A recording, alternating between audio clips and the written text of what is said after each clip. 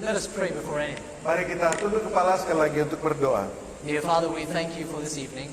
Bapa di surga, kami terima kasih untuk malam hari ini. And we thank you, God, there is nothing that can stop the power of your voice to reach your people. Kami berterima kasih oleh karena tidak ada yang dapat menghentikan suaramu yang berbicara kepada umat-umatmu. We thank you, dear God, for Jesus did not have microphones when he was speaking to his congregations. Kami berterima kasih oleh karena di waktu yang lalu Yesus tidak mempunyai mikrofon untuk berbicara kepada para pendengarnya. And hence tonight, if I speak, Lord, nobody will hear anything.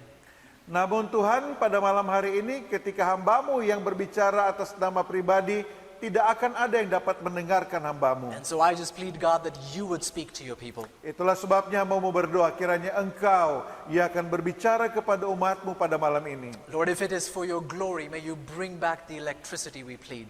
Tuhan, kami berdoa apabila itu untuk kemuliaan bagi namamu, kiranya engkau dapat memberikan kepada kami penerangan. But if it glorifies you to preach your name through this darkness, we will do it for your glory. Tetapi jika adalah untuk kemuliaan bagi namamu pula, ketika kami membawakan pekabaran di dalam kegelapan ini, biarlah namamu dimuliakan. We understand the enemy is not happy with what we are going to do tonight. Kami mengetahui bahwa musuh kegelapan tidak senang dengan apa yang akan kami khotbahkan malam ini. Appeals for decisions will be made, Lord, and we know that that terrifies the enemy. Dan panggilan akan dinyatakan sebentar, dan ini akan memberikan ketakutan bagi para musuh kegelapan. And so we just plead, God, that you would rebuke the evil one. Itulah sebabnya kami berdoa kiranya engkau akan menghalau segala kuasa kegelapan. That you would please fill us with your spirit and purify us, please. Dan penuhilah kami dengan roh kudus-Mu, murnikanlah kami ya Tuhan, permohonan kami. Thank you for what you are going to do. Terima kasih untuk apa yang engkau akan lakukan bagi kami. In Jesus' name we pray. Di dalam nama Yesus kami berdoa. Amen. Amin. Amen. Good evening again. Selamat malam sekali lagi. Again, I have to remember this because not in every church do you hear such a good response. Jadi saya harus mengingat bahwa tidak semua gereja memberikan respons yang sangat luar biasa, dan saudara-saudara telah melakukannya dengan sangat baik. I have to note this down and share it with the church back home. Dan saya akan membagikan pengalaman saya ini dengan jemaat saya di negara saya. That the people in Manado, because I've shared elsewhere in Indonesia, but the people in Manado really respond when you greet. Jadi saya telah berbicara juga kepada orang-orang yang ada di Indonesia di tempat yang lain, tapi untuk orang Manado sambutannya luar biasa. So praise God for that. Jadi kita memuji Tuhan untuk hal itu. Is it possible if we can have one of these lights facing you so I can really see you?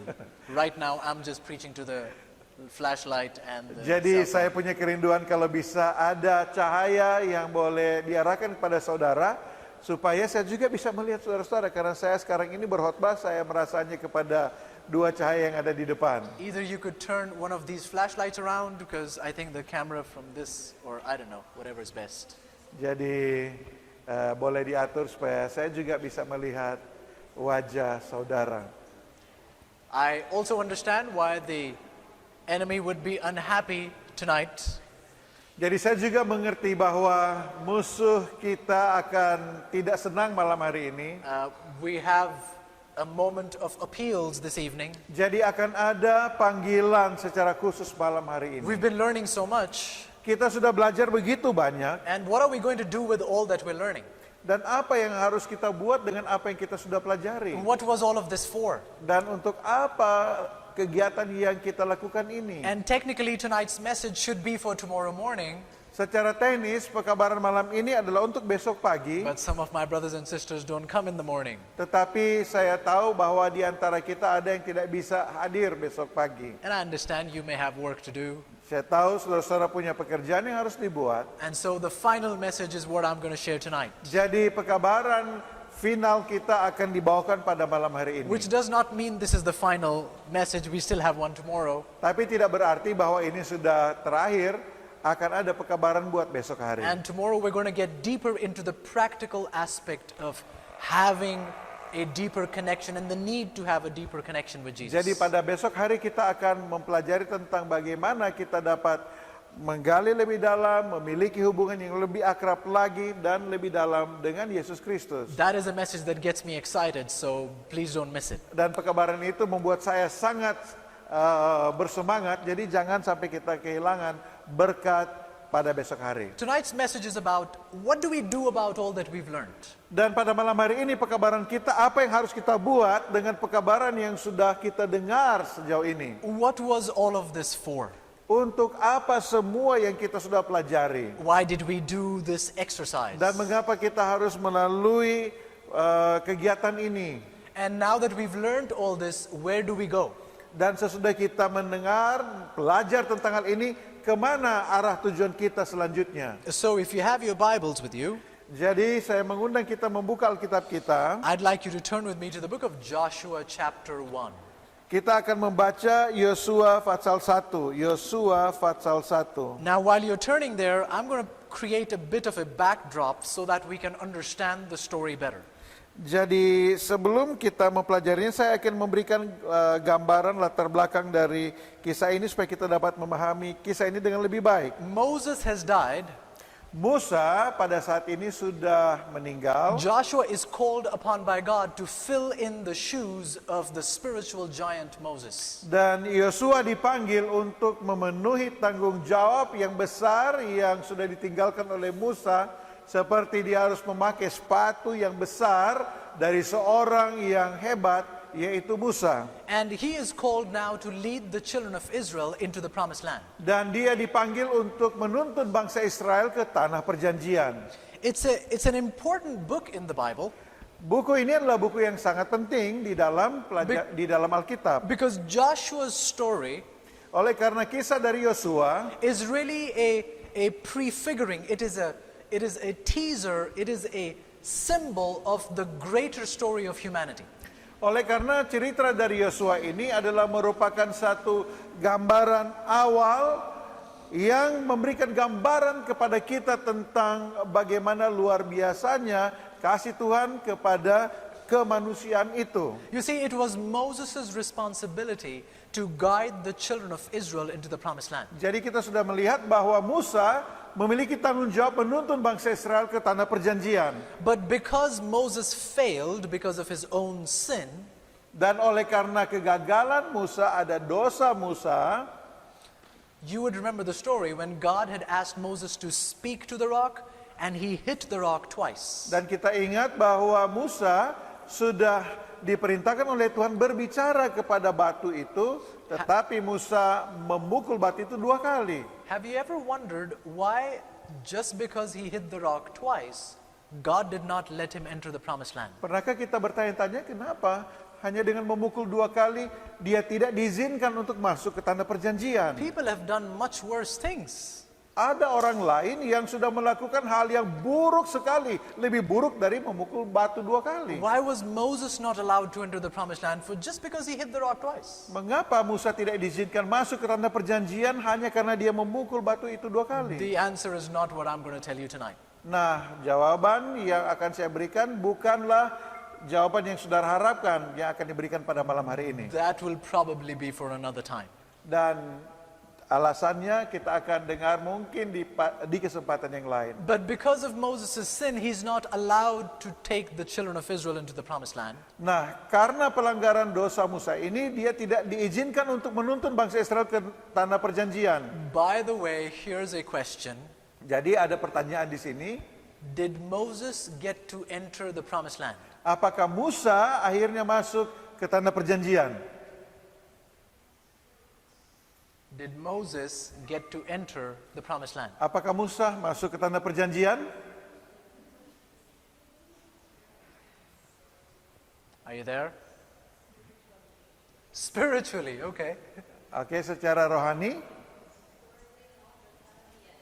Worldly, no. Heavenly, yes. Okay. jadi dalam pengalaman dunia tidak, tapi untuk pengalaman surga Okay, let me make it dia specific. mengalaminya. Did Moses get to enter the literal, physical, earthly promised land? Jadi saya akan membuat spesifik pertanyaan saya, apakah Musa masuk ke tanah perjanjian secara literal geografis yang ada di Kanaan sana. No? Tidak. Are you sure? Betul?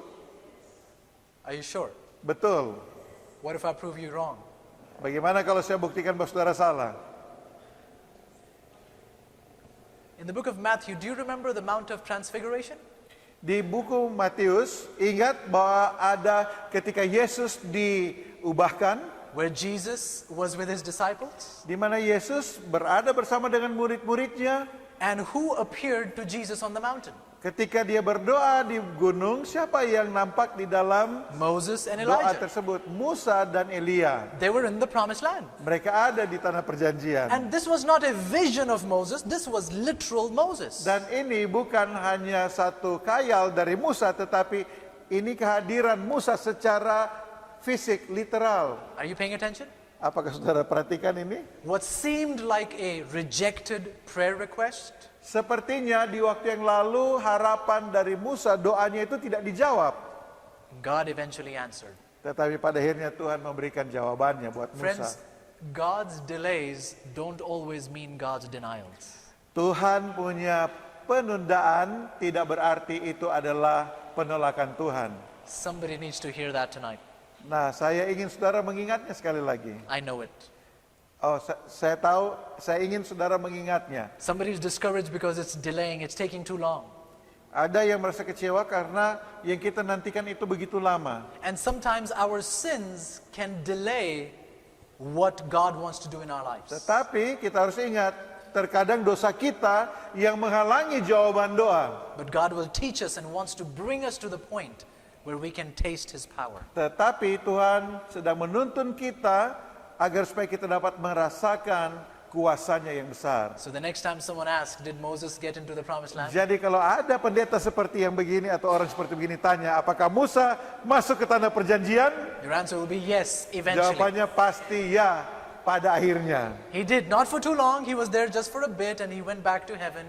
Tidak lama dia di tanah perjanjian Kanaan dunia ini, But- karena dia akan ke surga setelah dia bertemu dengan Yesus di dalam doa itu. But God did allow him the privilege to set foot on the promised land. Tetapi Tuhan memberikan kesempatan yang luar biasa kepadanya untuk menginjakan kakinya di tanah perjanjian.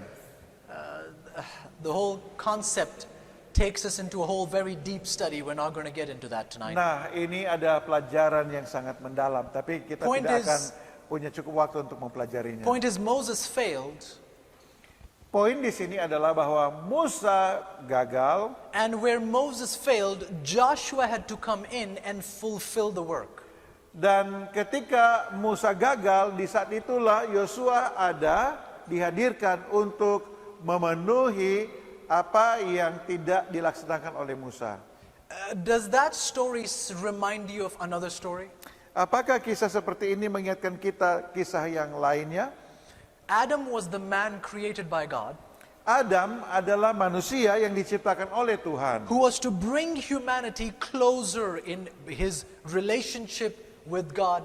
Through his example, humanity was supposed to draw closer to God.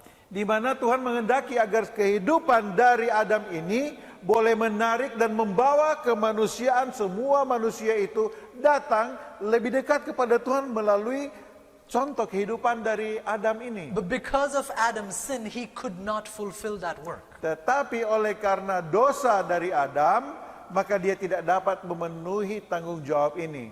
It's exciting because the first 3 chapters are my personal favorite.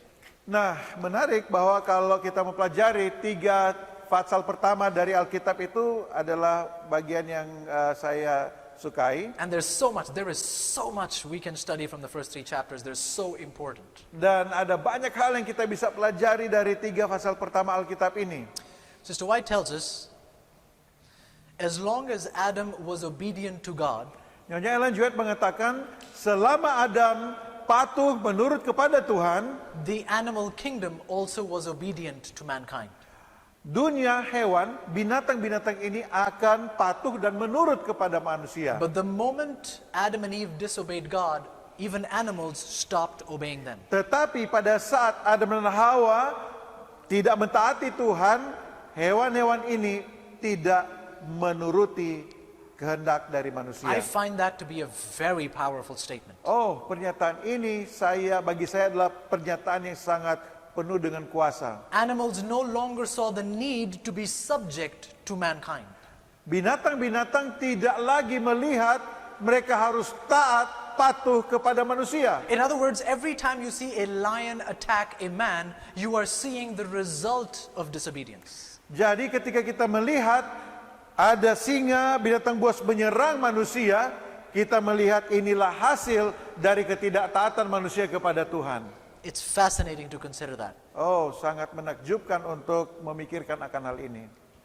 But because Adam failed, Tetapi oleh karena kegagalan Adam, the second Adam, Jesus, had to come and fulfill the work Adam was supposed to finish. Adam yang kedua, yaitu Yesus, harus menyelesaikan apa yang gagal dilakukan oleh Adam yang pertama. So Joshua's story is a smaller picture of the greater story of humanity. Jadi kisah dari Yosua adalah gambaran yang kecil dari keberadaan manusia yang begitu besar. It's powerful also because, this is exciting, the first 6 chapters of the book of Joshua Nah, hal yang sangat menarik adalah bahwa ayat pertama sampai ke-6 dari kitab Yosua itu, they detail how the final steps of Israel were before they entered the promised land. mereka atau ayat-ayat ini memberikan gambaran yang detail tentang keadaan dari bangsa Israel ini sebelum mereka masuk ke tanah perjanjian. What were the final steps Israel took that prepared them to enter the promised land? Apa yang menjadi langkah-langkah terakhir dari bangsa Israel sebelum mereka masuk ke tanah perjanjian? Ingat 6 fatsal, 6 hari penciptaan ya, ingat 6 fatsal mereka disiapkan untuk masuk ke tanah Kanaan. It's important to study that because we too are very near our heavenly promised land. We too need to know what are the final steps we need to take so that we can get ready for heaven. Jadi 6 pasal pertama dari kitab Yosua ini begitu penting karena ini adalah merupakan langkah-langkah dari bangsa Israel ketika mereka menyiapkan diri mereka masuk ke tanah perjanjian. Sebagaimana kita hidup di akhir zaman ini, kita sedang menyiapkan langkah-langkah terakhir kita menanti menuju ke tanah perjanjian But kerajaan that would surga. be a completely different series of studies. Tapi ini juga merupakan pelajaran yang berbeda, seri yang berbeda.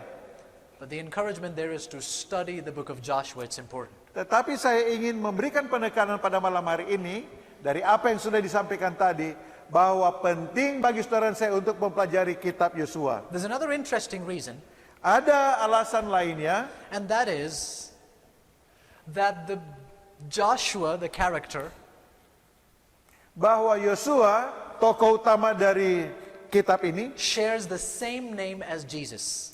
memiliki nama yang artinya sama dengan nama Yesus. The name is Yeshua, Nama dari Yesus dalam bahasa Ibrani disebut Yeshua, which means Jehovah saves. yang berarti Jehovah saves, menyelamatkan.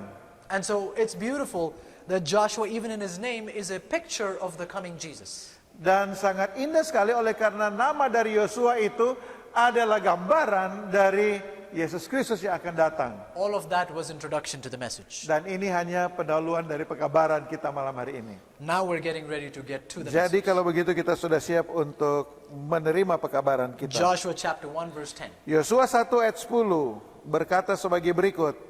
Lalu Yosua memberi perintah kepada pengatur-pengatur pasukan bangsa itu, katanya, jalanilah. Oh ya, katanya. Verse 11. Verse 11. Oh, sampai juga ayat 11. Jalanilah seluruh perkemahan dan perintahkanlah kepada bangsa itu demikian. Sediakanlah bekalmu sebab dalam 3 hari kamu akan menyeberangi sungai Yordan. Ini untuk pergi menduduki negeri yang akan diberikan Tuhan Allahmu kepadamu untuk diduduki. They're at the borders of the land, Jadi ada batas dari tanah perjanjian, beyond Jordan is Jericho, yaitu sungai Yordan, dan di seberang Sungai Yordan adalah Yeriko. The land of promise, they've been waiting for this for years now. Itu adalah tanah perjanjian yang sudah mereka nantikan bertahun-tahun lamanya. And now Joshua is telling the people, go get ready because within 3 days we're going to cross Jordan. Dan Yosua sedang memberitakan, menyiapkan orang-orang Israel, dalam 3 hari lagi kita akan menyeberang ke tanah perjanjian. Verse 12, Ayat 12, kita baca, kepada orang Ruben, kepada orang Gad, kepada suku Manasye, yang setengah itu berkatalah Yosua, demikian. now notice what he says to a group of people. Nah, perhatikan bahwa dia berbicara kepada kelompok orang yang kecil dari antara seluruh suku bangsa Israel yang besar itu. Verse 13. Ayat 13, ingatlah kepada perkataan yang dipesankan Musa, hamba Tuhan itu kepadamu, yakni Tuhan Allahmu mengaruniakan keamanan kepadamu dan memberikan kepadamu negeri ini. Now, you want to pay attention to what Joshua is saying to these people. Perhatikan apa yang dikatakan Yosua kepada umat-umat Israel ini. He says, do you remember the word which Moses, the servant of the Lord, commanded you? Dia berkata, ingatlah kepada perkataan yang dipesankan Musa. And now the Lord has given you rest and has given you this land. Dan di sini disebutkan, di bahasa Indonesia tidak disebutkan di sana, tapi dalam bahasa Inggris, Tuhan Allahmu mengaruniakan kepadamu perhentian dan tanah ini. God has done 2 things for you. Tuhan telah membuat 2 hal ini kepada kamu. He's given you rest, Dia memberikan kepadamu He's perhentian given you the land. dan memberikan kepadamu tanah. Then he says in verse 14, Dan di ayat 14, by the way, we don't have the word rest here oh, in sad, our translation. terribly sad, Tidak ada kan istirahat ya, rest atau perhentian. terribly sad. Keamanan hanya only safety. Oh, no. Iya. God has given you rest and given you this land. Lalu memberikan kepadamu tanah negeri ini. Oke. Verse 14. Alright. Ayat 14. Perempuan-perempuan dan anak-anak di antara kamu dan ternakmu boleh tinggal di negeri yang diberikan Musa kepadamu di seberang Sungai Yordan. Tetapi kamu semua, pahlawan yang gagah perkasa, haruslah menyeberang di depan saudara-saudaramu dengan bersenjata dan haruslah menolong mereka. You know, it is sad because that word is so special. Nah, word sangat rest. disayangkan kata perhentian itu begitu spesial tapi tidak disebutkan di dalam Because bahasa kita. that's the word God uses in Exodus 20 when describing the Sabbath. Dan sebenarnya kata ini adalah kata yang sama yang Tuhan gunakan di Keluaran 20 ketika Tuhan berbicara mengenai hari Sabat. And the word is so deep in appreciation. Dan kata ini adalah begitu dalam maknanya untuk menghargai kesucian hari Sabat. Because it's not just talking about physical rest that we do on the Sabbath, not just that. Oleh karena ini bukan hanya berbicara tentang perhentian dari keletihan fisik kita. The word in the Hebrew, the word is not Shabbat, which is usually translated as the rest, the physical rest. Dan kata ini bukan hanya Sabat yang berarti perhentian secara jasmani. But in Joshua 1:13, the word is nuach for rest. What word? Nuach. Dan kata yang digunakan di sini adalah nuak. And nuach, friends, is not just physical rest of the body. It speaks of the mental rest, the mental peace, the calmness, the serenity. Nuak bukan hanya berarti perhentian secara fisik, tetapi perhentian secara mental dan ada ketenangan dan kedamaian di dalam kehidupan kita. By the way, that's what God wants to do every Sabbath. Dan itulah yang Tuhan kehendaki ketika kita menyajikan hari Sabat. We don't have time to get into it. Nah, kita juga tidak punya waktu untuk mempelajarinya. God uses 7 Hebrew words to describe the Sabbath. Tahukah saudara bahwa Tuhan menggunakan 7 jenis kata di dalam bahasa Ibrani untuk menggambarkan berkat Sabat. The only word we talk about is Shabbat, physical rest. Tetapi yang kita hanya angkat dan tekankan hanya kata Sabat untuk istirahat secara fisik. But one of the other words is nuach, which means a mental peace and calmness. Tetapi kata nuak itu berarti damai secara mental dan keteduhan, ketenangan. So here's the thing. Jadi inilah yang kita perlu ingat. If on the Sabbath you don't receive from God the mental peace and quiet, Jika saudara tidak mendapatkan dari Tuhan kedamaian secara mental dan ketenangan Sabat itu, then you've never kept the Sabbath. Anda tidak menyucikan Sabat yang sesungguhnya. Did you hear what I said? Apa saudara dengar yang saya katakan? Many people don't work on the Sabbath, no physical work. Banyak orang yang betul tidak bekerja secara fisik hari Sabat. That's the word Shabbat in the Itu Hebrew. adalah benar kata Syabat, arti dari kata Syabat di bahasa Ibrani. But when giving the Ten Commandments, God repeats the same word rest. In the English, is the same word rest as Genesis 2 when he spoke the first Sabbath. But in Exodus 20, he does not use Shabbat, he uses the word nuach. Tetapi kita harus ingat, memang Sabat dibicarakan di Kejadian pasal 2 juga, di Kejadian di dalam 10 hukum yang berbicara tentang perhentian, tetapi di dalam 10 hukum Keluaran 20 ayat 8, kata yang ditambahkan di sana ada nuak. So in the English, you don't see the difference. Jadi bahkan di dalam arti atau terjemahan bahasa Inggris juga kita tidak melihat perbedaannya di sana. It's just rest, that's it. Hanya perhentian, But the itu aja. Hebrew explains, no, Sabbath is also about experiencing that mental rest, that mental peace and tranquility. Tetapi di dalam bahasa Inggris menyebutkan bahwa itu adalah perhentian secara mental dan ketenangan. So you begin to ask yourself, have you ever kept the Sabbath? Jadi saudara, apakah kita pernah merenungkan apakah betul kita sudah berhenti pada hari Sabat, beribadah pada hari Sabat? You're not doing your regular business work, but is your mind at a peace, a rest and a calm? You're not worried, you're not anxious, you're not fearful. Ya, kita berhenti secara fisik dari bekerja pada hari Sabat, tetapi apakah mental kita ada ketenangan, ada perhentian, ada kedamaian pada hari Sabat itu? It is what God wants to do for you every Sabbath. Dan inilah yang dikehendaki oleh Tuhan sesungguhnya bagi masing-masing kita setiap hari Sabat. When I was reading a paper that spoke about the 7 Hebrew words associated with the Sabbath, Dan ketika saya mempelajari 7 kata yang berasosiasi, yang ada kaitannya dengan hari Sabat, at the end of reading that, I recognized I've never kept the Sabbath. pada akhir dari bacaan artikel ini atau buku ini, saya menyadari bahwa sesungguhnya saya tidak menyucikan Sabat seperti yang dikehendaki oleh Tuhan. That's the same word that's used in Joshua 1. Dan kata ini adalah kata yang digunakan yang sama di kitab Yosua pasal The 1. Lord is giving you rest. Tuhan akan memberikan kepadamu damai, istirahat, The nuach, the peace. yaitu Nuah, damai. They had been in the wilderness. It was treacherous. It was hard. It was barren. God was giving them the peace of knowing you're going to enter a land of fruitful abundance. Mereka telah berada dalam perjalanan di padang gurun yang penuh dengan berbagai tantangan, berbagai hal yang dapat menyerang mereka, tetapi dijanjikan kepada mereka akan diberikan kepadamu tanah di mana engkau akan mendapatkan perhentian, istirahat yang sesungguhnya.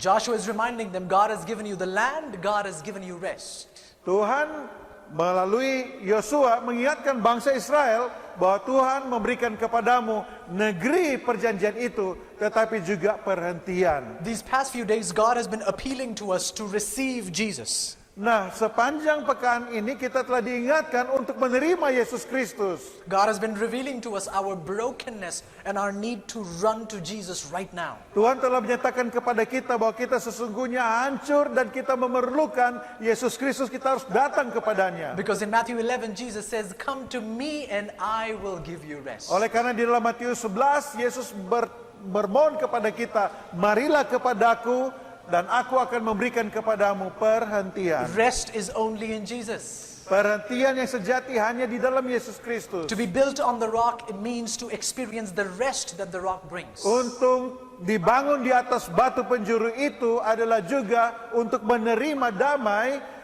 istirahat, sentosa yang Tuhan berikan kepada kita. We've been told about we cannot let anything possess us but Jesus the rock. Kita telah diingatkan bahwa tidak ada yang lain yang dapat memiliki kita selain daripada Yesus Kristus, batu karang itu. And now that we've received the assurance of the rock, the rest, Dan pada saat ini kita diberikan jaminan tentang perhentian yang sejati yang dapat diberikan oleh batu karang itu. And as God encourages us by letting us know there is hope, you can enter the promised land. Dan Tuhan memberikan kepada kita satu semangat bahwa kita dapat masuk ke tanah perjanjian itu. As you receive this truth, what do you do next? Dan ketika saudara menerima kebenaran yang indah ini, apa yang harus saudara buat selanjutnya? Yeshua tells you what to do. Yeshua mengatakan pada kita apa yang harus kita buat. So in verse 14, he says to them, Jadi di ayat 14 dia berkata kepada mereka, Joshua 1:14, Yosua 1 ayat 14. he says, your wives, your little ones, and your cattle, they will remain in the land which Moses gave you. Dia mengatakan perempuan-perempuan dan anak-anak di antara kamu dan ternak boleh tinggal di negeri yang diberikan Musa kepadamu. But you shall pass before your brethren, armed, and all the mighty men of valor, and help them.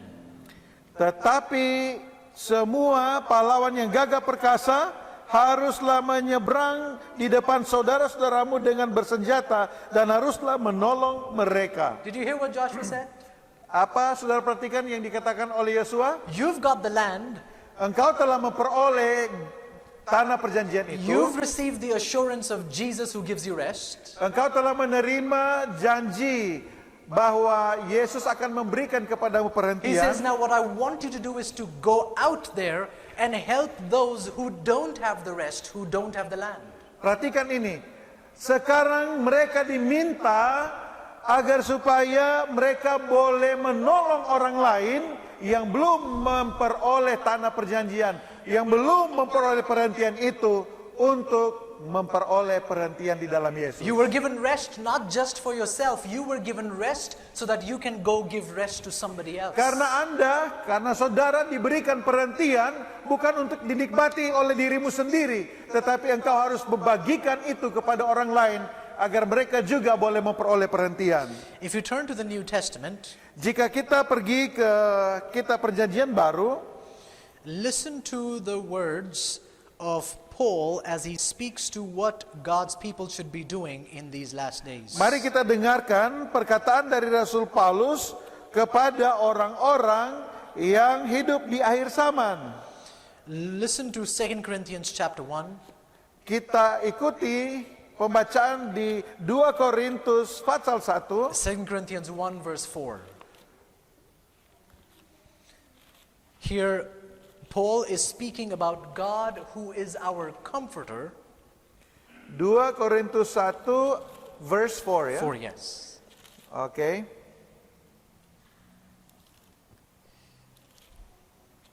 Alright, continue.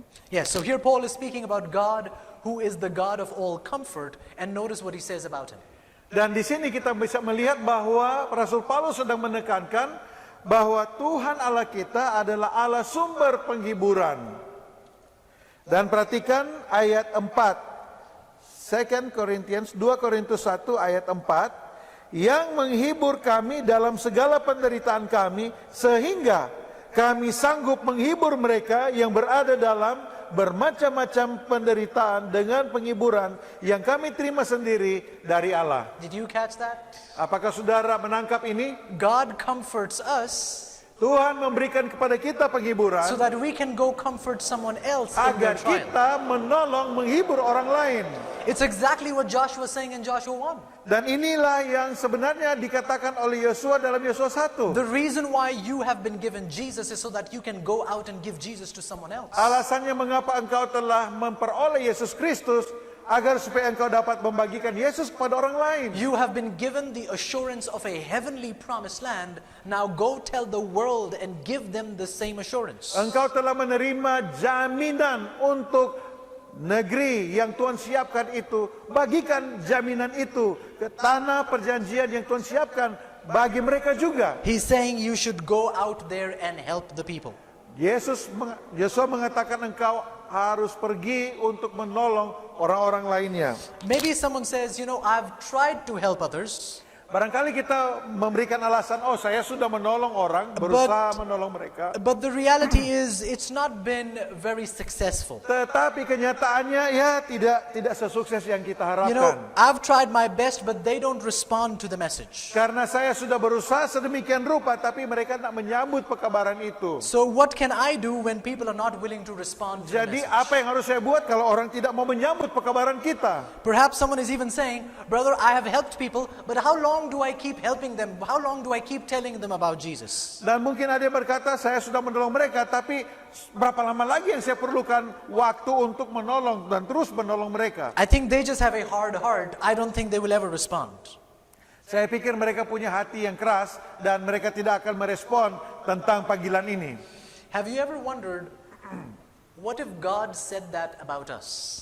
Pernahkah saudara berpikir, jika sekiranya pernyataan yang kita ucapkan itu dikatakan Tuhan kepada kita? What if God said, I've been trying to reach out to them, but they don't respond. They are too hard-hearted. I'm not going to reach out to them anymore. Bayangkan kalau Tuhan berkata, saya sudah berusaha untuk menolong anggota-anggota jemaat di Warukapas, menolong pendeta Jacobs, tapi dia tidak mau memberikan respon kepada tawaran pertolongan saya.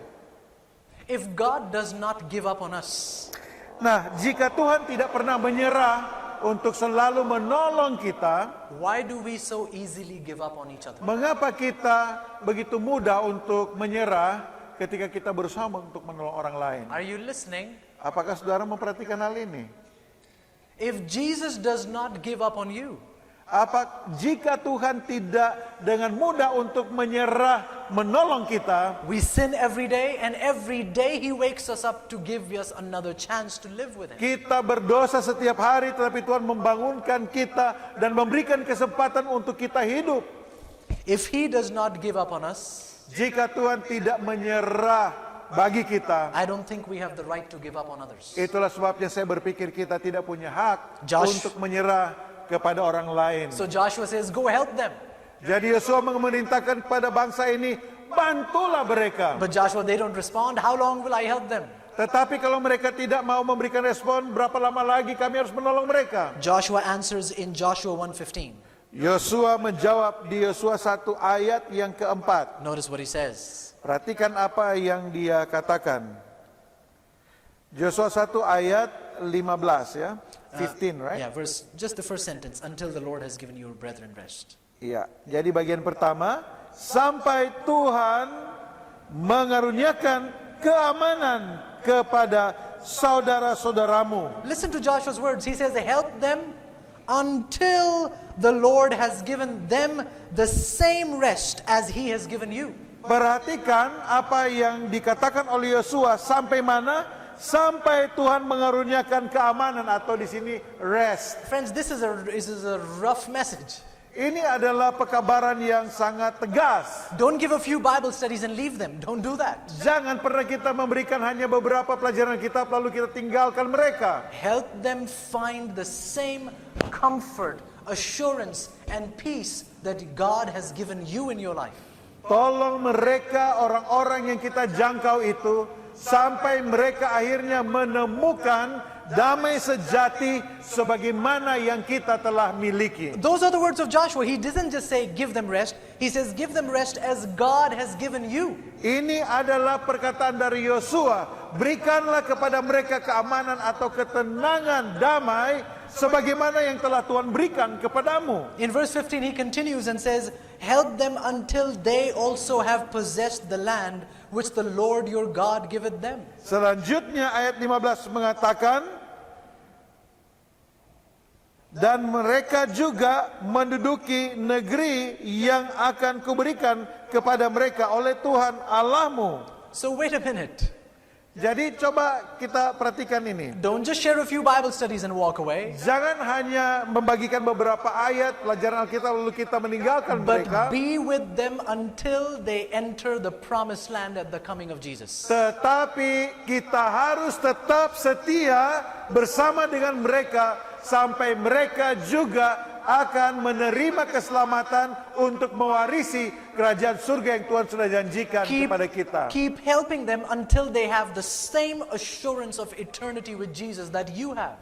tetaplah bersama dengan mereka, bantu mereka sampai mereka memiliki jaminan keselamatan dari Yesus sebagaimana yang kita telah peroleh dari Tuhan Brothers and Yesus. sisters, what Jesus and Joshua are telling us is that all that we've been learning is of no use if we're not going to go out and tell someone else Oh, about it. saudara-saudaraku, apa yang dikatakan oleh Yosua dan Yesus adalah bahwa tidak akan ada gunanya apa yang kita sudah pelajari dari hari ke hari, dari waktu ke waktu, jika kita tidak menolong orang lain untuk mengenal kebenaran ini. In verse 15, he continues to say that after you have helped them find rest and land, Di ayat ini, di dalam ayat 15 ini, dilanjutkan bahwa sesudah engkau menolong mereka untuk menemukan perhentian, keamanan, dan juga tanah yang dijanjikan itu, he says, then you will return into the land of your possession and enjoy it.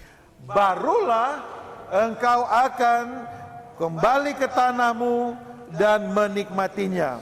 In other words, don't even think about enjoying the land God has given you until you have helped someone else find the land God has given them. Artinya adalah bahwa jangan kita berpikir, saya akan mau menikmati tanah yang Tuhan sudah janjikan itu sebelum saya pergi mengatakan akan pekabaran yang Tuhan berikan kepada kita kepada orang lain. What God is saying is you cannot enjoy that rest alone unless you help someone else receive that rest also. Dengan kata lain, kita tidak akan menikmati tanah perjanjian itu dan keamanan kedamaian itu sendirinya bagi diri kita sendiri, kecuali kita membagikan itu kepada orang lain. In the book Evangelism, listen to the words of Sister White. Di dalam buku Evangelism atau Penginjilan, perhatikan apa yang dikatakan oleh Nyonya Ellen G. White. She says the same intensity of desire to save sinners that marked the life of the Savior marks the life of his true follower. Dengan intensitas yang sama, kerinduan untuk menyelamatkan orang-orang berdosa yang menjadi tanda dari kehidupan Yesus Kristus haruslah menjadi tanda dari para pengikutnya yang sejati. Jesus' true followers Pengikut Tuhan yang sejati will not receive a revival message tidak akan menerima pekabaran revival and keep the message to themselves. dan hanya menyimpan pekabaran itu bagi diri mereka sendiri. Jesus' true disciples Pengikut Yesus yang sesungguhnya will burn with the same intensity like Jesus to go tell someone akan else. terbakar dengan semangat intensitas yang sama untuk membawakan kabar keselamatan ini pada orang lain. Sometimes when I'm listening to a message, Terkadang ketika kita mendengarkan pekabaran yang indah, when I was in college, ketika saya berada di perguruan tinggi, whenever I would hear a message, I would think about how my friends would respond if I shared this with them. saya berpikir kira-kira bagaimana ketika pekabaran yang sama ini saya sampaikan kepada teman-teman saya dan bagaimana mereka merespon akan apa yang saya ingin sampaikan kepada mereka. Can you think this whole revival series, were you able to imagine someone who will respond to the message you've been receiving? Dapatkah saudara menggambarkan di pikiran saudara bagaimana ketika pekabaran yang kita sudah dengar ini saya bagikan kepada orang lain dan bagaimana kerinduan dari orang tersebut yang mendengarkan pekabaran yang kita sampaikan menerima akan pekabaran tersebut. My question is, have you been sharing these messages with someone else? Pertanyaannya adalah, apakah kita sudah membagikan pekabaran ini kepada orang lain? And here's the thing, you don't have to share my recordings, you don't have to share what is being recorded, no. Nah, saya bukan mau mempromosikan supaya kita membagikan rekaman atau video yang diambil dari kegiatan kita, bukan itu. The message has to go forward, not the messenger. Nah, yang saya inginkan untuk dibawakan, dikabarkan adalah pekabarannya dan bukan yang membawakan pekabaran tersebut. If you understand the message, go share it. Kalau kita memahami dan diberkati dengan pekabaran ini, bagikan itu kepada orang lain. That's how a true disciple of Jesus is like. Inilah pengikut Kristus yang sejati yang harus mereka lakukan. Helping others find rest. Menolong orang lain untuk menemukan perhentian, damai. Helping others find the same promise of eternity that you have found in Jesus. Menolong orang lain untuk menemukan janji jaminan masa depan kerajaan surga sebagaimana yang kita telah dijanjikan dan memilikinya. Listen to these promises that again the prophet gives us from the book Evangelism. Dan dengarkanlah beberapa kutipan yang menarik janji yang dikatakan oleh Nyonya Ellen G. White. As the worker seeks to give to others the light God has given him, Ketika para pekerja mencari cara untuk membagikan kepada orang lain terang yang telah Allah berikan the kepadanya, Lord imparts increased light. Tuhan akan mengaruniakan terang yang lebih besar kepada mereka. Have you ever wondered why you're not learning a lot about the Bible?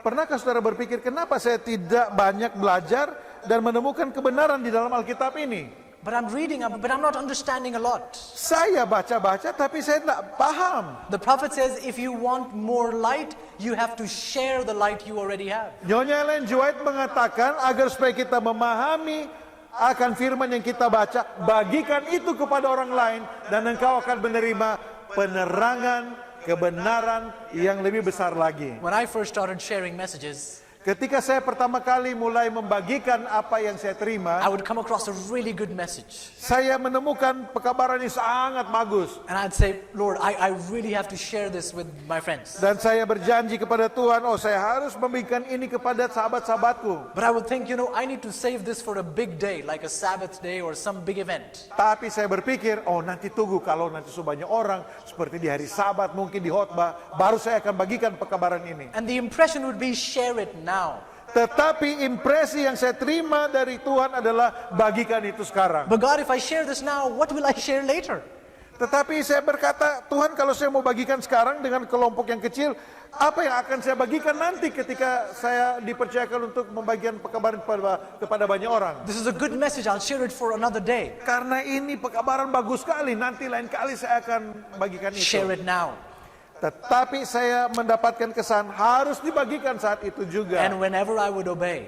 Dan ketika saya menuruti akan apa yang Tuhan nyatakan kepada saya, In the next appointment, God would give me more to share. pada pertemuan berikutnya, pada kesempatan berikutnya, Tuhan membuka terang yang lebih besar lagi untuk saya bagikan kepada banyak orang. If you want to know more about Jesus, share with others more about Jesus. Jika saudara mau mengenal lebih banyak tentang Yesus Kristus, bagikanlah lebih banyak kepada orang lain tentang Yesus Kristus. God cannot keep giving to someone who does not give to others. Tuhan tidak pernah akan memberikan pekabaran yang baru kepada mereka yang tidak mau membagikan pekabaran yang mereka telah terima kepada orang lain. Notice this, the prophet says, as this person, as you visit from house to house, Selanjutnya Ellen White mengatakan, ketika orang yang membawakan pekabaran ini mengunjungi rumah demi rumah, as you open the scriptures to those whose understanding is darkened,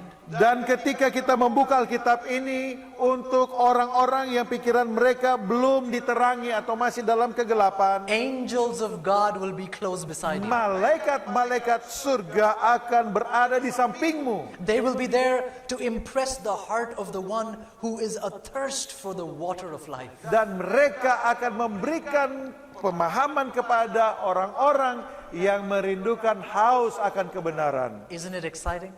Bukankah ini sangat menyenangkan? Isn't it exciting that as you go to tell others about Jesus, Bukankah ini satu hal yang menyenangkan ketika kita memberitahukan orang lain tentang Yesus? angels of God will be by your side. Malaikat-malaikat Tuhan akan berada di samping kita. While you're speaking, they will be impressing the heart of the listener with the Ketika message kita you're sharing. berbicara, malaikat-malaikat ini akan menolong untuk menuntun orang-orang ini memahami kebenaran Tuhan. Don't you want to go with angels and tell people about Jesus? Bukankah saudara mau pergi dengan malaikat-malaikat untuk membawakan kabar tentang Yesus Kristus kepada orang lain? Oh friends, it is exciting to work for Jesus. Saudara-saudaraku, sangat menarik bagi kita untuk bekerja bagi Yesus. Notice also, the prophet says, the enemy knows when we undertake to do without our Lord.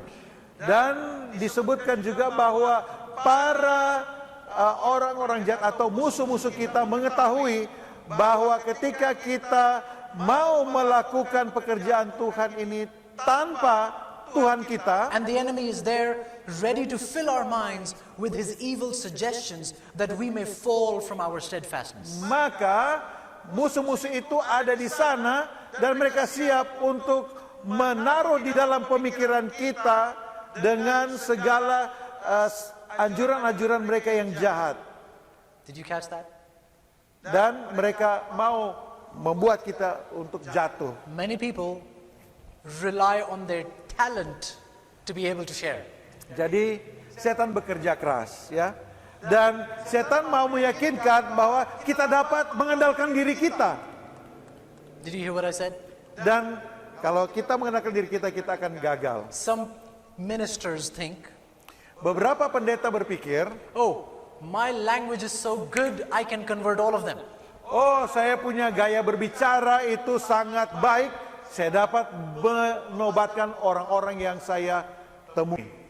It is not language that converts, it's the Holy Spirit that Bukan bahasa yang menobatkan, bukan cara berbicara kita, tetapi Roh Kudus yang akan menobatkan orang. You can have the best language, but if you're not filled with the Holy Spirit, your word will be useless. Anda dapat memperoleh bahasa-bahasa yang luar biasa, menguasai bahasa-bahasa yang luar biasa, tetapi bukan bahasa yang menobatkan.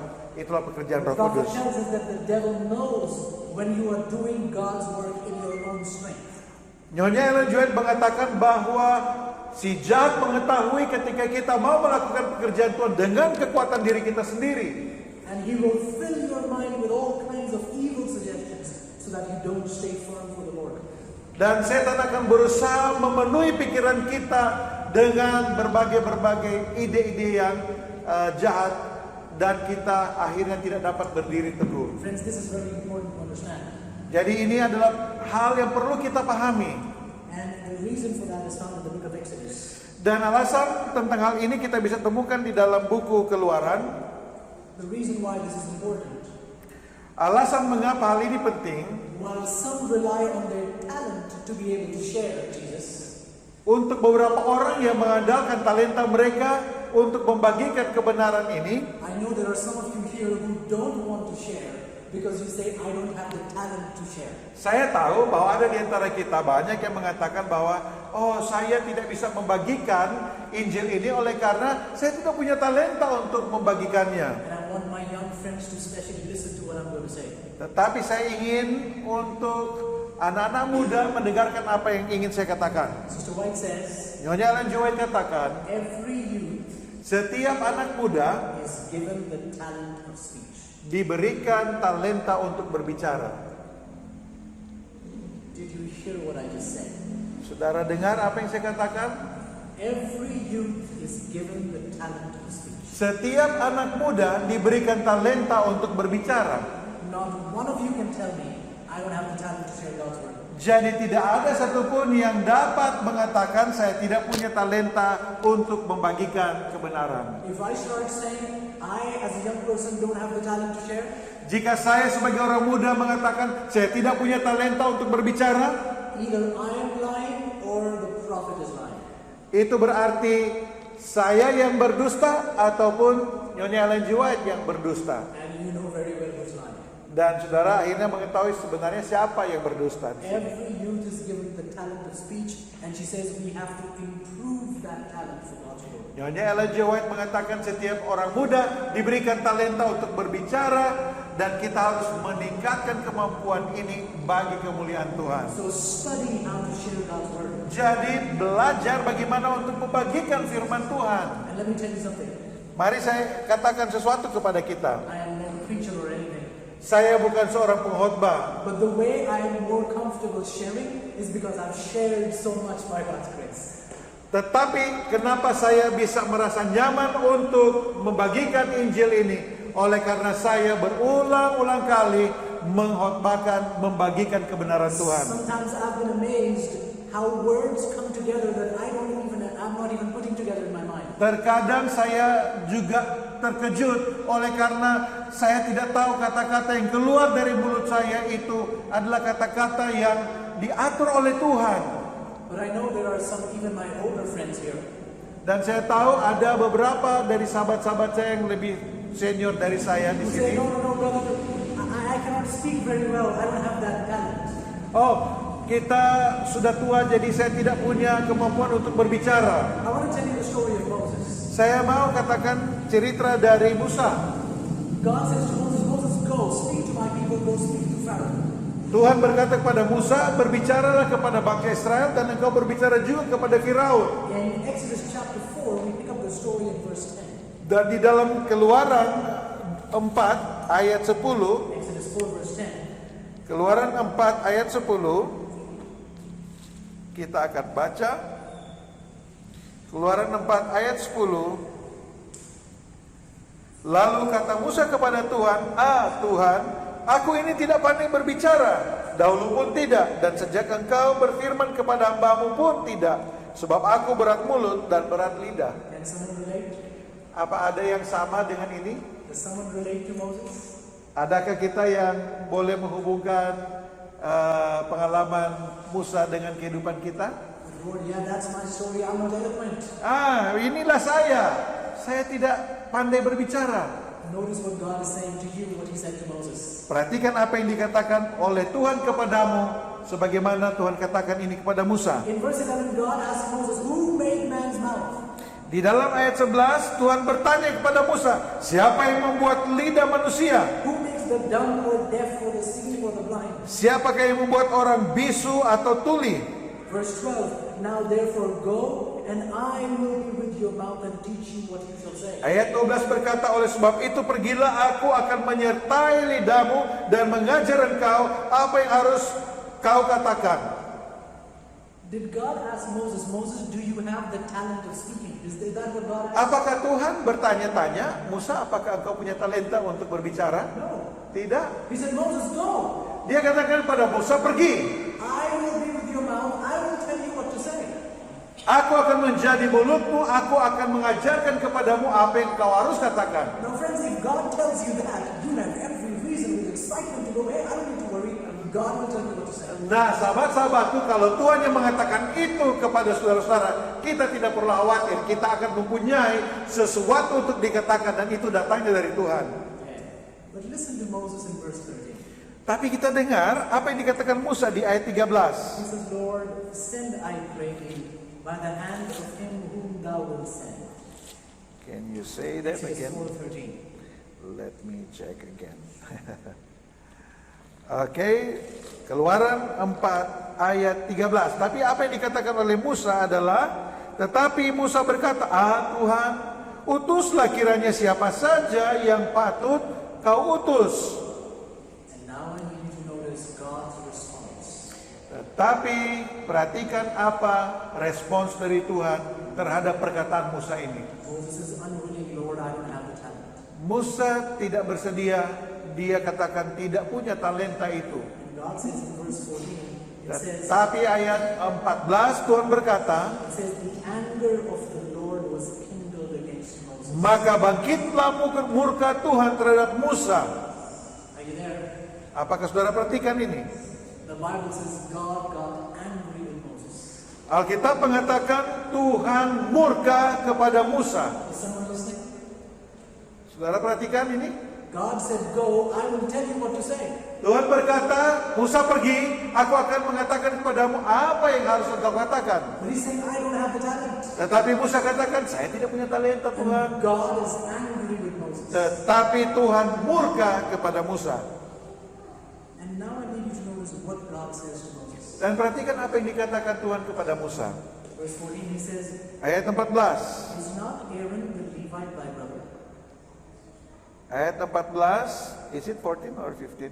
Maybe it could be different verse. Oh, okay. Sometimes it happens in translation. But the thing God is saying, after it says the anger of the Lord was kindled against Moses. Okay, yeah, It I says, found is it. not Aaron the Levite thy Ya. brother? Kita lanjutkan ayat 14. Bukankah di situ Harun orang Lewi itu kakakmu? And then he says this, I know that he can speak well. Lalu Tuhan berkata, aku tahu bahwa ia pandai berbicara. Did you hear that? Apakah saudara dengar ini? God says to Moses, I know Aaron is a good speaker. Tuhan mengatakan, saya tahu bahwa Harun itu adalah seorang yang jago bicara. Wait a minute, what is God saying to Moses? Perhatikan apa yang Tuhan katakan pada Musa. God is saying to Moses, Moses, if I was looking for a good speaker, I would not be talking to you, I'd be talking to Aaron. Tuhan bilang kalau saya mau seorang pembicara yang hebat, saya akan pilih untuk menggunakan Harun. Moses, God is not looking for good speakers. Tetapi Musa, bahwa aku Tuhan tidak mencari orang yang jago bicara saat ini. I wish you were really listening, friends. Saya harap saudara-saudara dengar, simak baik-baik ayat God ini. said, I'm not looking for good speakers. Tuhan tidak mencari seorang pembicara hebat. Friends, anybody can speak. Sahabat-sahabatku, semua orang bisa bicara. What God is looking for is a person who has a relationship with Jesus. Tapi yang Tuhan cari adalah orang yang memiliki hubungan yang akrab dengan God Yesus. is looking for someone who is built on the rock. Tuhan sedang mencari orang yang sudah dibangun di atas batu. I don't need a good speaker, I need someone who's filled with Jesus. Saya tidak peduli orang-orang yang dapat berbicara dengan baik. Yang saya butuhkan adalah orang yang I don't need memiliki Yesus. I don't need your talent because I'm the one who will give you the talent. Saya tidak memerlukan orang yang punya talenta karena saya Allah yang memberikan kepadamu talenta. Oh, the story is powerful, friends. Oh, cerita ini sangat berkuasa. I want to read to you about John the Baptist. I mentioned this in Oh, saya ingin kembali lagi kepada Yohanes Pembaptis. here in Desire of Ages. Di dalam kerinduan segala zaman, Praise the Lord. puji Tuhan. Let us pray. Kita berdoa, Heavenly Father, Bapa di surga, we believe you've brought the electricity for a purpose. kami percaya bahwa Tuhan telah mengembalikan penerangan ini untuk satu maksud. So we believe that you would fulfill that purpose. Dan kiranya maksud dan rencana Tuhan akan terpenuhi. We're drawing to a close and I believe you know your people need to hear this. Karena kami telah tiba pada akhir dari pembahasan kami dan umatmu perlu mendengarkan panggilan ini. May your name please be lifted up. Kiranya namamu akan ditinggikan. In Jesus' Di name. dalam nama Yesus kami berdoa. Amin. In Desire of Ages, Di dalam buku Kerinduan Segala Zaman, page 224, halaman 240, the prophet says, Nabi Allah berkata, when John the Baptist's voice in the wilderness said, prepare ye the way of the Lord, make his path straight. ketika suara dari Yohanes Pembaptis di padang gurun berkata, persiapkanlah jalan bagi Tuhan dan siapkanlah jalan yang lurus baginya. She says, Satan feared for the safety of his people. Setan menjadi takut oleh karena pekabaran ini mengguncang kerajaan si gelap. And friends, you see, that's the word God is calling us to be a Ada part of. mic satu. Ada mic satu.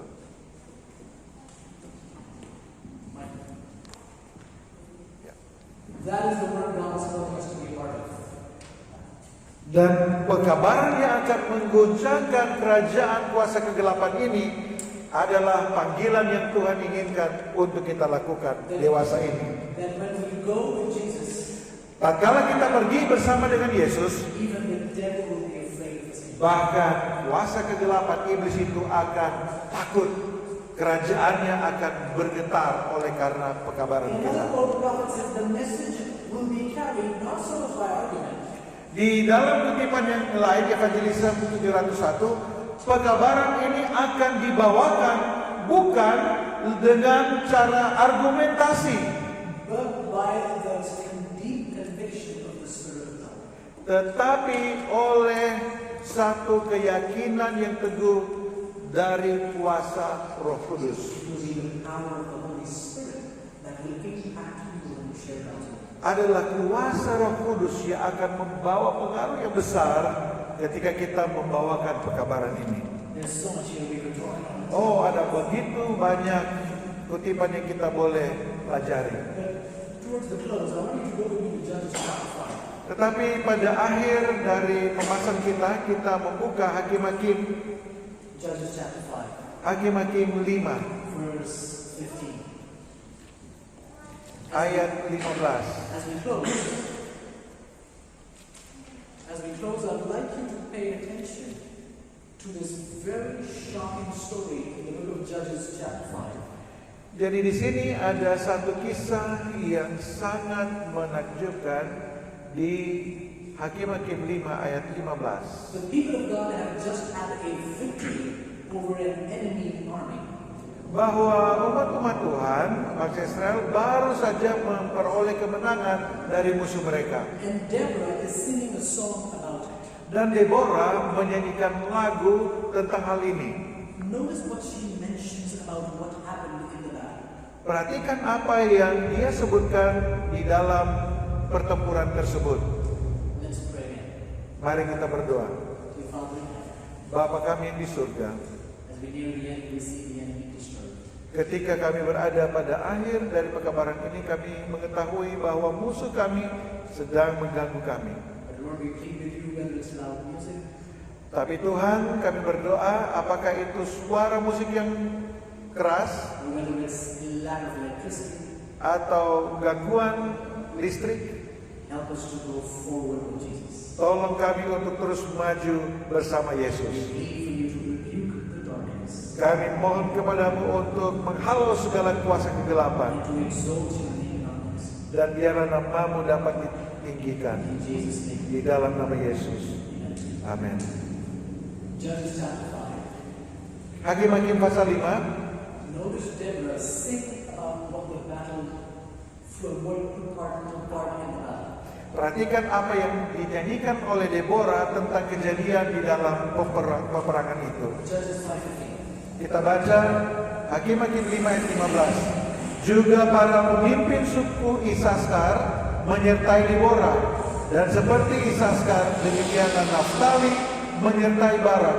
Mereka menyusul dia dan menyerbu masuk lembah. Tetapi pihak pasukan suku Ruben ada banyak pertimbangan.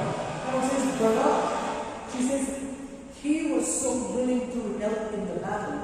He went on foot. He didn't wait for a horse or some equipment. He just ran on foot in the valley to help in the battle. Deborah mengatakan tentang Barak, begitu semangatnya dia untuk masuk ke dalam pertempuran ini. Dia tidak menunggu ada kuda, tetapi dengan kakinya, tidak memiliki kendaraan, dengan berlari dia masuk ke dalam pertempuran ini. Speaking about Reuben, she says the divisions of Reuben, there were great thoughts of heart. Disebutkan mengenai Ruben bahwa mereka memiliki banyak pertimbangan. It says there was great thinking in his mind. Dia katakan bahwa Ruben memiliki banyak pemikiran-pemikiran besar di dalam hatinya. Do you know some people Tahukah saudara ada beberapa orang who plan so much yang punya perencanaan begitu besar, that they never get to do what they plan? tetapi mereka tidak melakukan rencana mereka. Planning, never get to do. Buat rencana, tapi tidak pernah melaksanakan rencana itu. Just thinking and too much thinking for Reuben. Di sini bagi Ruben terlalu banyak berpikir. Should we go? Should we not go? Maukah kita pergi atau tidak usah pergi? Maybe the battle is almost over. How will we even help them? Oh, barangkali saat ini pertempuran sudah mau berakhir, jadi bagaimana kita bisa tolong mereka? Maybe I'm not required in the battle. Atau mungkin saya tidak terlalu penting dibutuhkan dalam pertempuran ini. Maybe let's check how many soldiers we have before we go. Atau sebelum kita pergi, coba cek dulu berapa banyak yang akan pergi. God says Reuben was just thinking too much. He was not out there doing the work.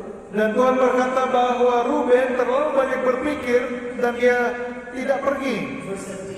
Ayat 17, orang Gilead tinggal diam di seberang sungai Yordan. Rather, Gilead abode beyond Jordan.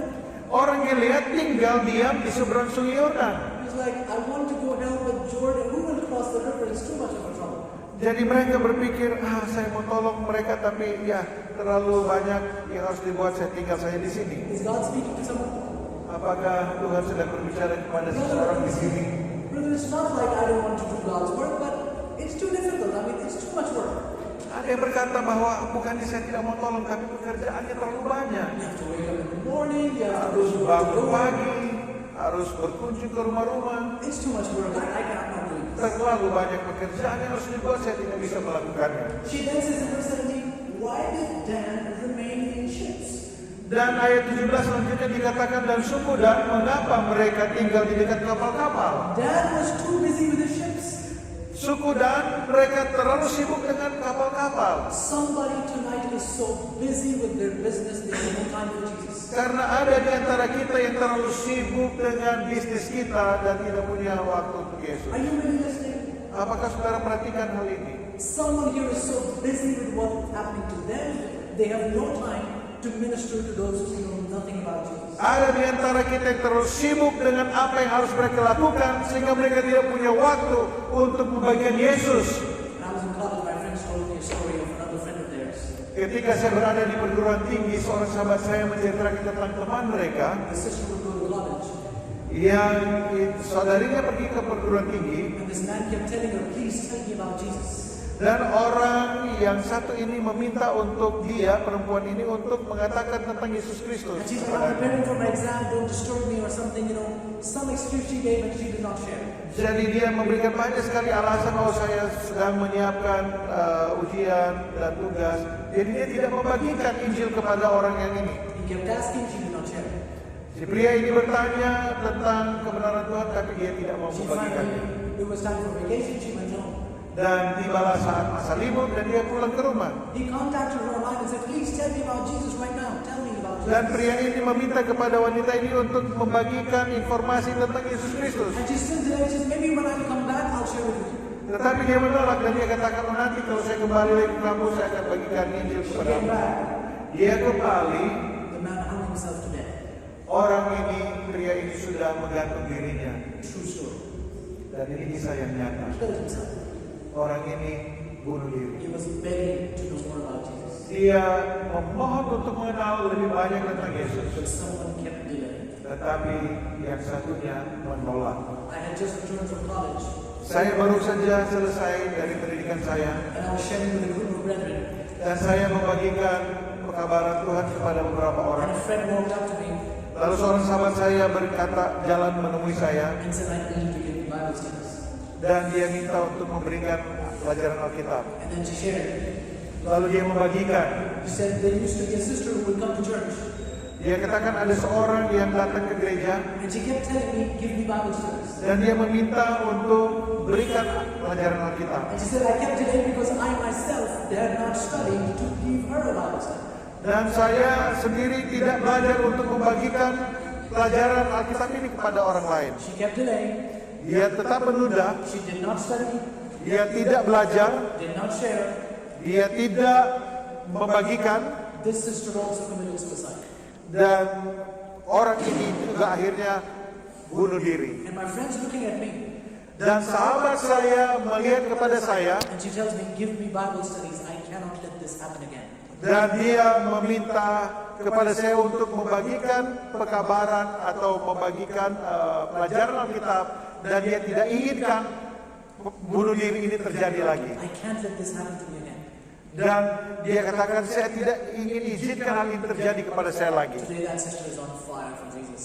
Dan hari ini, saudari ini, dia bersemangat untuk Yesus My Kristus. question is, how many people have to die before we wake up and start telling others about Jesus? Pertanyaannya adalah, berapa banyak orang yang harus mati dulu, baru kita mau bergerak membagikan Yesus kepada orang lain? What's your excuse? Apa alasan saudara untuk tidak membagikan Injil?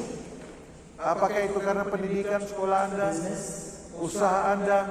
Is any of this more important than telling others about Jesus? Apakah hal ini lebih penting daripada membagikan Yesus? And did God give any of this so that it could replace giving the gospel to the world? Dan Allah memberikan hal ini kepada kita, apakah itu untuk menggantikan kita membagikan Injil kepada orang lain? School and business make no sense if all that you're learning, you're not striving to tell others about Jesus. Sekolah, pendidikan, dan juga bisnis kita tidak akan ada artinya apa-apa jika kita tidak membagikan Injil kepada orang lain. Are you like Dan, too busy in your life, too busy in your ships? Apakah kita seperti orang-orang Dan yang terlalu sibuk dengan kapal-kapalnya? In Judges 5:17, Di dalam Hakim-Hakim 5 ayat 17, so Deborah says, Asher, he continued on the seashore.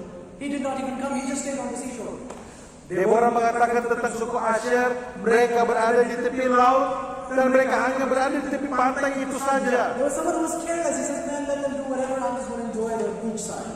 Dan ada orang yang seperti ini yang katakan, biarlah pergi, saya mau tetap tinggal di tepi pantai, menikmati pantai. Are you like that today? Apakah saudara seperti ini hari ini? I don't care what's happening, let them do whatever. Saya tidak peduli dengan apa yang terjadi, biar mereka ada di sana. But then there is someone like Zebulun and Naphtali.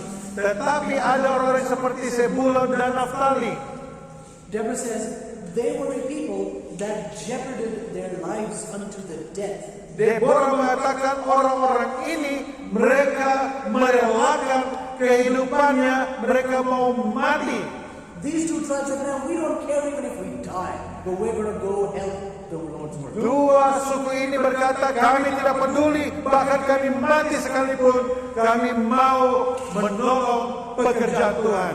But then we come to this last group, Dan kita tiba pada kelompok yang terakhir. and I want you to listen very carefully. Dan saya mau saudara-saudara dengar dengan saksama akan hal ini. To listen very carefully about it. Perhatikan dengan saksama. Verse 23. Ayat 23.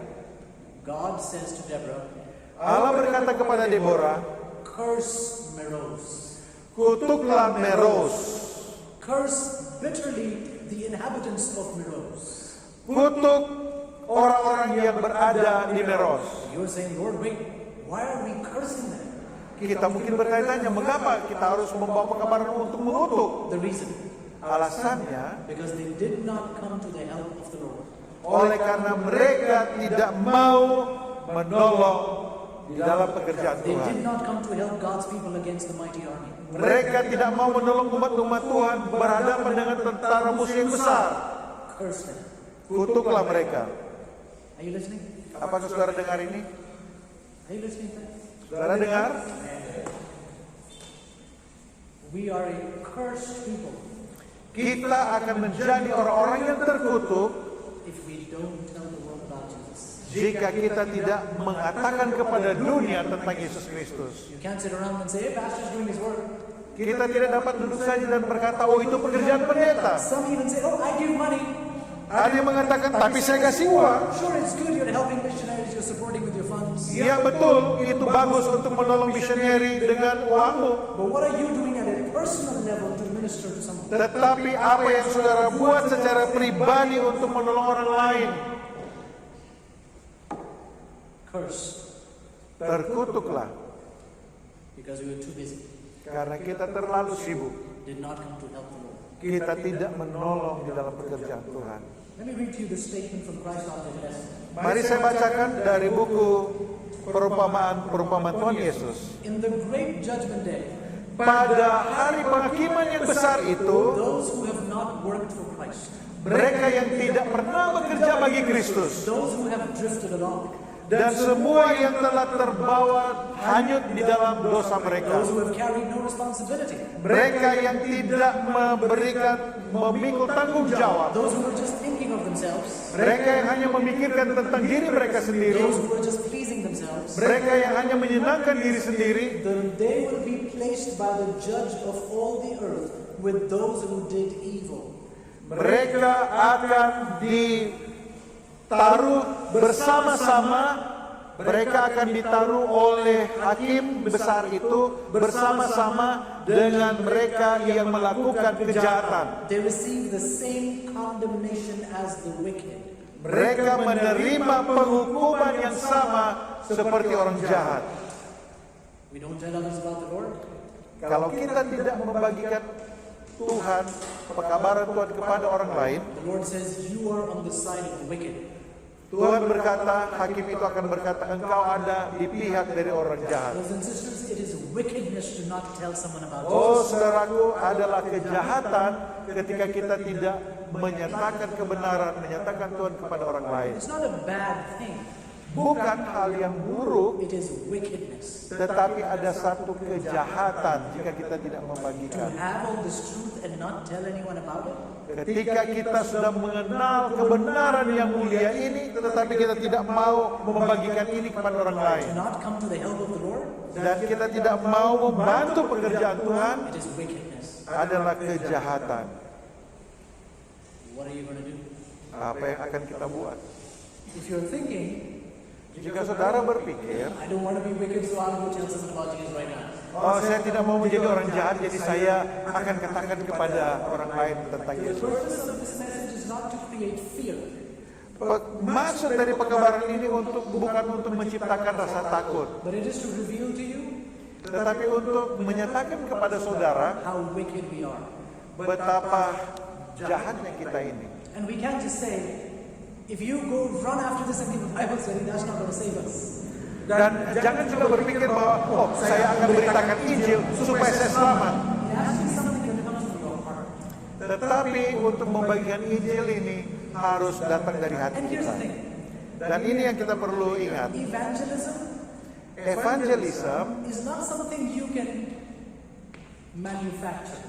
bukanlah sesuatu yang dapat kita produksi. It's not something you can create by yourself. Bukanlah sesuatu yang kita dapat hasilkan dari diri kita sendiri. It is a natural fruit. Tetapi ini adalah buah yang akan keluar secara alami. I want to read to you the words of Jeremiah.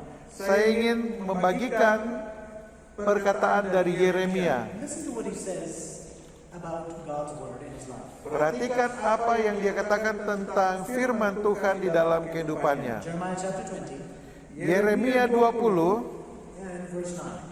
ayat 9. Yeremia 20 ayat 9 saya bacakan untuk kita semua. Jeremiah says, I said, I will not make mention of the Lord. Tetapi apabila aku berpikir, aku tidak mau mengingat dia. Jeremiah said, I will no longer speak in his name.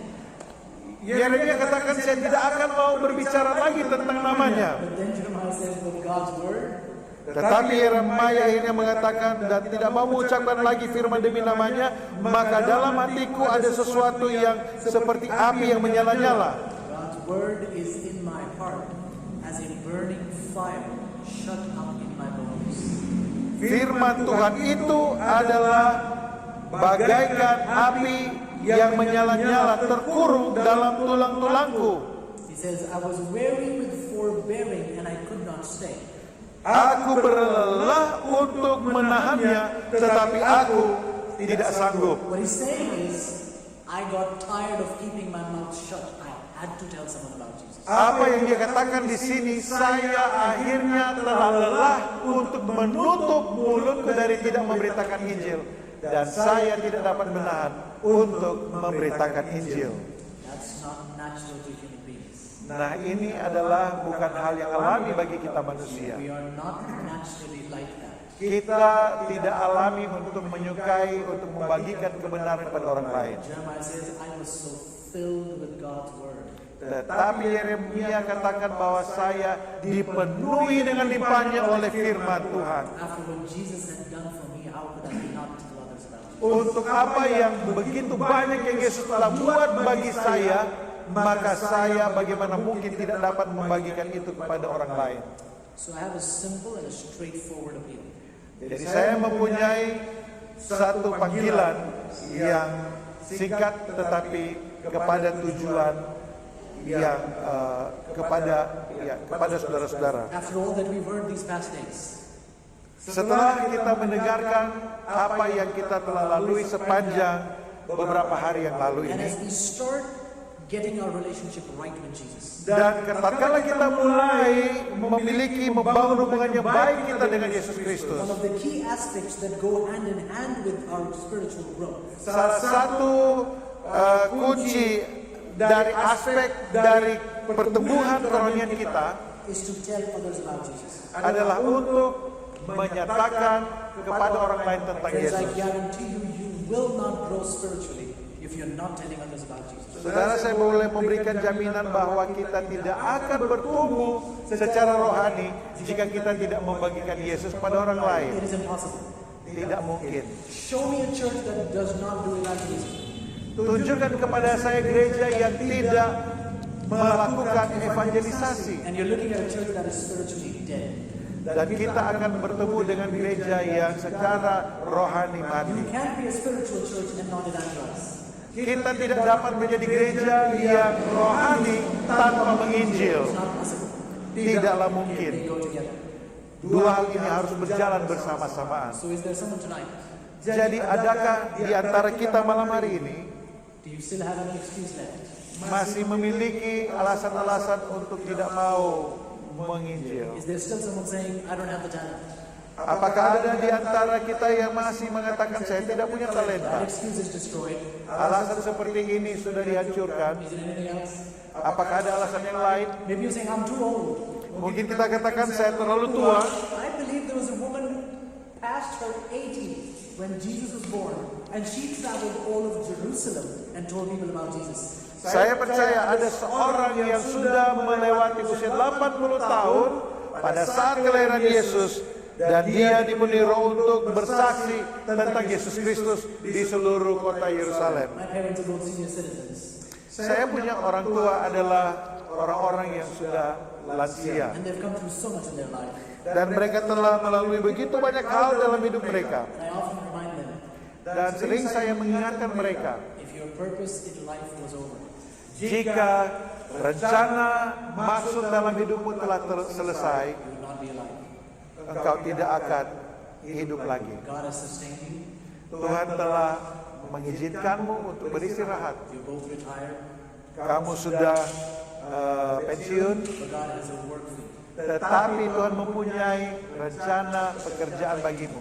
So get engaged always. Jadi biarlah engkau selalu terlibat di dalam pekerjaan Tuhan. Are there any other excuses? Apakah kita masih memiliki alasan lain untuk tidak mau bersaksi? I don't have money to do ministry. Saya tidak punya uang untuk melakukan penginjilan. I know how that feels. Saya tahu bagaimana itu rasanya. God never asked for your money. Tuhan tidak pernah meminta uangmu. God never said, have the money and then do ministry. Never. Not one text in the Bible. Tuhan tidak pernah berkata dan tidak ada satu ayat pun di dalam Alkitab mengatakan, aku punya uang bagimu untuk mewartakan Injil. God says, get up and go, I'll take care of it. Tapi Tuhan berkata, bangun, pergilah, dan hal yang lain Tuhan akan siapkan bagi kita. One of my favorite quotes from the Spirit of Prophecy, Salah satu kutipan yang saya sukai dalam tulisan Roh Nubuat ini, it's actually my wallpaper. dan itu menjadi wallpaper di saya punya iPad. When we devote ourselves to the affairs of the kingdom of God, Ketika kita menyerahkan hidup kita kepada perkara-perkara surga, God will mind our affairs. maka Tuhan akan memperhatikan segala kebutuhan-kebutuhan When kita. you get busy doing God's work, Ketika kita sibuk melakukan pekerjaan Tuhan, God gets busy doing your work. Tuhan akan bekerja dan sibuk untuk melakukan pekerjaanmu. Let me tell you something. Jadi saya mau ceritakan ini buat Do saudara. you have financial troubles? Jika saudara memiliki masalah keuangan, Work for the Lord, He'll take care of it. bekerjalah bagi Tuhan. Tuhan akan memelihara dan memenuhi kebutuhan. It's that simple. Hanya begitu sederhana. I was in college, Saya berada di perguruan tinggi and God called to go share. dan Tuhan meminta saya untuk pergi untuk berbagi, membagikan Injil. I was preaching for a church anniversary, Saya berkhotbah di hari ulang tahun dari sebuah gereja, and the brethren in the church gave me a very nice-looking briefcase. dan seorang atau gereja tersebut memberikan kepada saya tuh hadiah tas yang kelihatan It begitu was a baik. very expensive suitcase. Oh, tas yang mahal. And about every Friday, I would be going out of school, traveling far away to go share. Dan setiap hari Jumat saya akan pergi untuk membagikan Injil. And I'm crisscrossing the country, flying here and there, sharing God's word. Dan saya harus terbang, harus melakukan perjalanan ke berbagai tempat di negara saya untuk membagikan Injil. And some people must have thought, man, this brother is so rich. Dan orang-orang berpikir dengan melihat tas itu, oh saya adalah seorang yang kaya. Always traveling, always flying. Look at that fancy suitcase. Karena saya harus terbang sini sana dan tas itu. I could tell you stories, friends. Oh, saya mau katakan ini. There was one time Ada satu waktu I was returning from a preaching appointment. saya kembali dari tugas untuk berkhotbah. This is a funny story. Cerita ini juga lucu. I had just shared I was coming back, Ya, saya kembali dari tugas and pelayanan. I'm flying back, and I land in Manila Airport. Ketika saya kembali dan mendarat di airport, And when I was going to land, I was supposed to have Bible study with another group of friends. ketika saya tiba, saya sudah ada appointment untuk belajar Alkitab. Now the thing was, I didn't even have enough money to go from the airport to my school. Nah, masalahnya adalah ketika saya sudah tiba di airport, saya tidak punya lagi uang untuk dari airport ke sekolah saya di mana saya akan memberikan pelajaran Alkitab. Which is not a lot of money, by the way. Nah, tentunya perjalanannya itu sebenarnya tidak memerlukan banyak uang. It's probably less than $5. Sepertinya itu hanya sekitar ya 50 ribu And I rupiah. didn't know that. Tapi saya tidak punya uang 50 And this is ribu the fellow rupiah. who's just flying in at an airport. Dan ini adalah seorang yang baru saja terbang sana sini, yang baru tiba di airport. So I told my friend who had organized Bible study, Jadi saya memanggil teman saya yang mengorganisir pelajaran Alkitab ini. you couldn't actually like a mother to me. I could not tell her what had happened. Nah, dia seperti seorang ibu bagi saya dan saya tidak mau mengatakan kepadanya apa yang terjadi. With a very calm voice, I told her, could you please pick me up at the airport when I come? Tetapi dengan cara yang halus saya mengatakan, bolehkah engkau jemput saya di airport She's like, ketika saya sure, tiba? we'll pick you up. Dan dia dengan segera menjawab, oh tentu kami akan jemput kamu. Her husband, who was an engineer, Suaminya yang adalah seorang insinyur drove all the way to the airport to pick me up. dan dia pergi ke airport untuk menjemput saya. And brothers walking out of the airport, Lalu dia keluar dari airport, barely any money in his pocket, sudah tidak ada uang di kantong saya, being picked up by an engineer. dijemput oleh seorang He insinyur has no idea this guy has no money to even go back to school. yang tidak punya ide bahwa orang yang dia jemput ini tidak punya uang sama sekali untuk ke sekolah. And by God's grace, shared for Bible study that evening. Dan atas kemurahan Tuhan, kami belajar 4 pelajaran pada malam hari And itu. the Lord provided the means to get back to school. Dan Tuhan menyiapkan kebutuhan saya untuk kembali ke sekolah. And I could tell you stories. Oh, saudara, saya punya banyak cerita hal seperti ini. There was one time Ada satu peristiwa, I had a few rupees in my pocket. saya punya beberapa rupi di kantong saya. I had about 1,000 something rupees in my pocket. Jadi hanya beberapa puluh ribu rupiah di kantong saya. Just to get an idea, $1 is about 70 rupees. Jadi $1 itu ada 70 rupiah. Jadi hampir sama dengan kita lah. So I had about close to $10-20 that evening. Jadi artinya hanya sekitar 200.000. And I felt this deep impression. Jadi saya punya satu impresi yang besar dalam hati The saya. impression was you're going to put 500 in Sabbath school, you're going to put 500 in the second service. Jadi saya akan taruh 100.000 di persembahan sekolah Sabat dan 100.000 di khotbah. And I'm thinking in my head, Saya mulai berpikir, this is barely all the money I have. ini uang yang cuma itu uang yang saya punya. I had 1,000 and a little bit more, and I'm like, if I give the 1,000 away, I'll have barely left. Jadi kalau saya serahkan ini uang-uang ini untuk persembahan, tidak ada lagi yang sisa. The impression is strong. Put 500 for Sabbath school, 500 after for second service. Dan impresi yang saya dapat adalah berikan 100.000 di sekolah Sabat dan di khotbah. So I said, all right, Lord, I'll do it. Jadi saya bilang oke, saya akan melakukannya. And I would have never done that had the Lord not proved himself to me in the past. Saya tidak akan melakukannya jika Tuhan tidak pernah membuktikan pemeliharaannya kepada saya di waktu yang lalu. I guess the point from the story is God keeps telling you to give and he knows how to take care of it. Jadi hal penting yang saya ingin kita ketahui adalah Tuhan mengetahui apa yang Dia menyatakan kepada saudara karena Dia akan menyiapkan apa yang kita So I put the perlukan. 500. Jadi saya memberikan uang yang ada pada saya itu. Sabbath school's over, so I walked out of the church for a bit. Akhirnya ketika pelajaran sekolah Sabat sudah selesai, saya keluar, I think I was drinking water. saya minum air. My friend's mother walked up to me. Ibu dari teman saya bertemu dengan saya. She had an envelope in her hand. Dia punya envelope di tangannya. I was wearing a suit jacket. Lalu saya sedang memakai jas She took that envelope, folded it, she put it in my pocket. dan dia melipat envelope itu lalu dia taruh di saya punya kantong. The envelope was a tight envelope. Jadi envelope itu adalah envelope perpuluhan. And she told me, this is not tight. This is means something giving to you. Jadi dia bilang ini bukan perpuluhan tapi ini sesuatu yang saya berikan untukmu. So you put it in my pocket. Dia taruh di kantong saya, And I couldn't believe what had just happened. tetapi saya tidak percaya apa yang sebenarnya sudah Now, terjadi. I'm going to tell you the honest truth. Don't laugh. Dan saya akan memberitahukan kepadamu ya hal yang jujur, jangan tertawa. As I I know there's money in that. Saya tahu ada uang di dalam envelope itu, It's in my pocket. di dalam kantong saya, And the temptation is dan cobaannya adalah to check how much they raise. untuk mencari tahu berapa banyak yang dikasih. So I get back into church, I close the door behind me. Jadi saya kembali ke gereja, saya masuk ke dalam gereja, tutup pintu, I'm standing at the back of the church. saya berdiri di belakang gereja. And I'm trying to put my hand in my pocket to feel how much money there is in the envelope. Saya kasih masuk, saya punya tangan lalu mulai raba, berapa ini uangnya. And I can't really tell. Tapi saya tidak bisa tebak berapa sebenarnya uang The itu. Lord rebukes me, he's like, stop checking, go sit on your seat. Jadi sepertinya ada suara Tuhan yang mengatakan, berhenti untuk mau cari tahu, kembali ke tempat duduk. Something like this in my head, I'm like, you know what? I'm not going to worry about it. Whatever God has given, praise God. I'm just going to count it after church. Jadi saya akhirnya putuskan, saya tidak mau hitung apa yang Tuhan berikan kepada saya.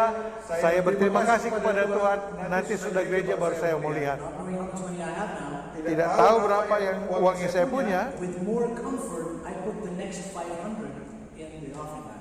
Dengan satu keberanian saya menaruh 100.000 yang sisa di dalam pundi persembahan. So, in other words, listen to this carefully. I put about 1,000 rupees. I put 1,000 rupees into the bag. Ya, jadi kita membuat jumlah dalam rupiah kita. Saya menaruh 200.000 di persembahan. Which is about $20. Ya, dengan jumlah $20. I come back home. Jadi ketika saya kembali ke rumah, I've just given God 1,000 rupees. saya memberikan kepada Tuhan I come back home and I open the envelope. 200.000 dan saya ketika membuka envelope tersebut And in the envelope there's $1,000. dan di envelope itu ada $1.000 Amerika, 10 juta. You can't believe what has just happened. Dan tentu saudara tidak percaya apa saja apa yang baru saja And terjadi. that thought comes flashing in my head. Dan pemikiran itu datang ke pikiran saya, ke hati saya. You can never give more than God. Engkau tidak akan dapat sanggup untuk memberi lebih banyak dari apa yang Tuhan boleh berikan You kepadamu. can never outgive God. Engkau tidak dapat mengalahkan pemberian Tuhan The kepadamu. Lord says do it, Ketika Tuhan mengatakan lakukan itu, just do it. buat itu. Don't worry about the consequences. Jangan khawatir tentang hal-hal yang lain. God knows how to take care of it. Tuhan tahu cara untuk memelihara saudara. I know what you're thinking. Saya tahu saudara Someone is being called. berpikir, Someone is being called by God to be engaged in evangelism. ada di antara kita yang Tuhan sedang panggil untuk terlibat di dalam penginjilan. I don't know if your excuse is money. Saya tidak tahu apakah alasan saudara untuk tidak bergabung karena uang, I don't know if your excuse is family, ataukah masalah keluarga, business, atau bisnis saudara, school. sekolah. I don't know what it is. Saya tidak tahu apa itu. But no excuse is good enough. Tetapi tidak ada alasan-alasan yang cukup kuat. God has called us and has given us all of this. Tuhan sudah memanggil kita dan memberikan kepada kita semua yang kita sudah dengar ini, That we take time to tell others about it. agar kita mengambil waktu untuk membagikan ini kepada orang lain. So I have a simple appeal. Jadi panggilan saya yang sederhana adalah, Is there someone who says, Lord, apakah ada di antara kita yang berkata, oh Tuhan, as I get the other areas of my life in order, ketika saya membuat perencanaan dan mengatur kehidupan saya supaya teratur di dalam Engkau, I also want my witnessing experience to be richer. saya mau pengalaman saya untuk bersaksi kepadamu semakin diperkaya di dalam And Lord, Engkau. I plead with you to help me to share with others.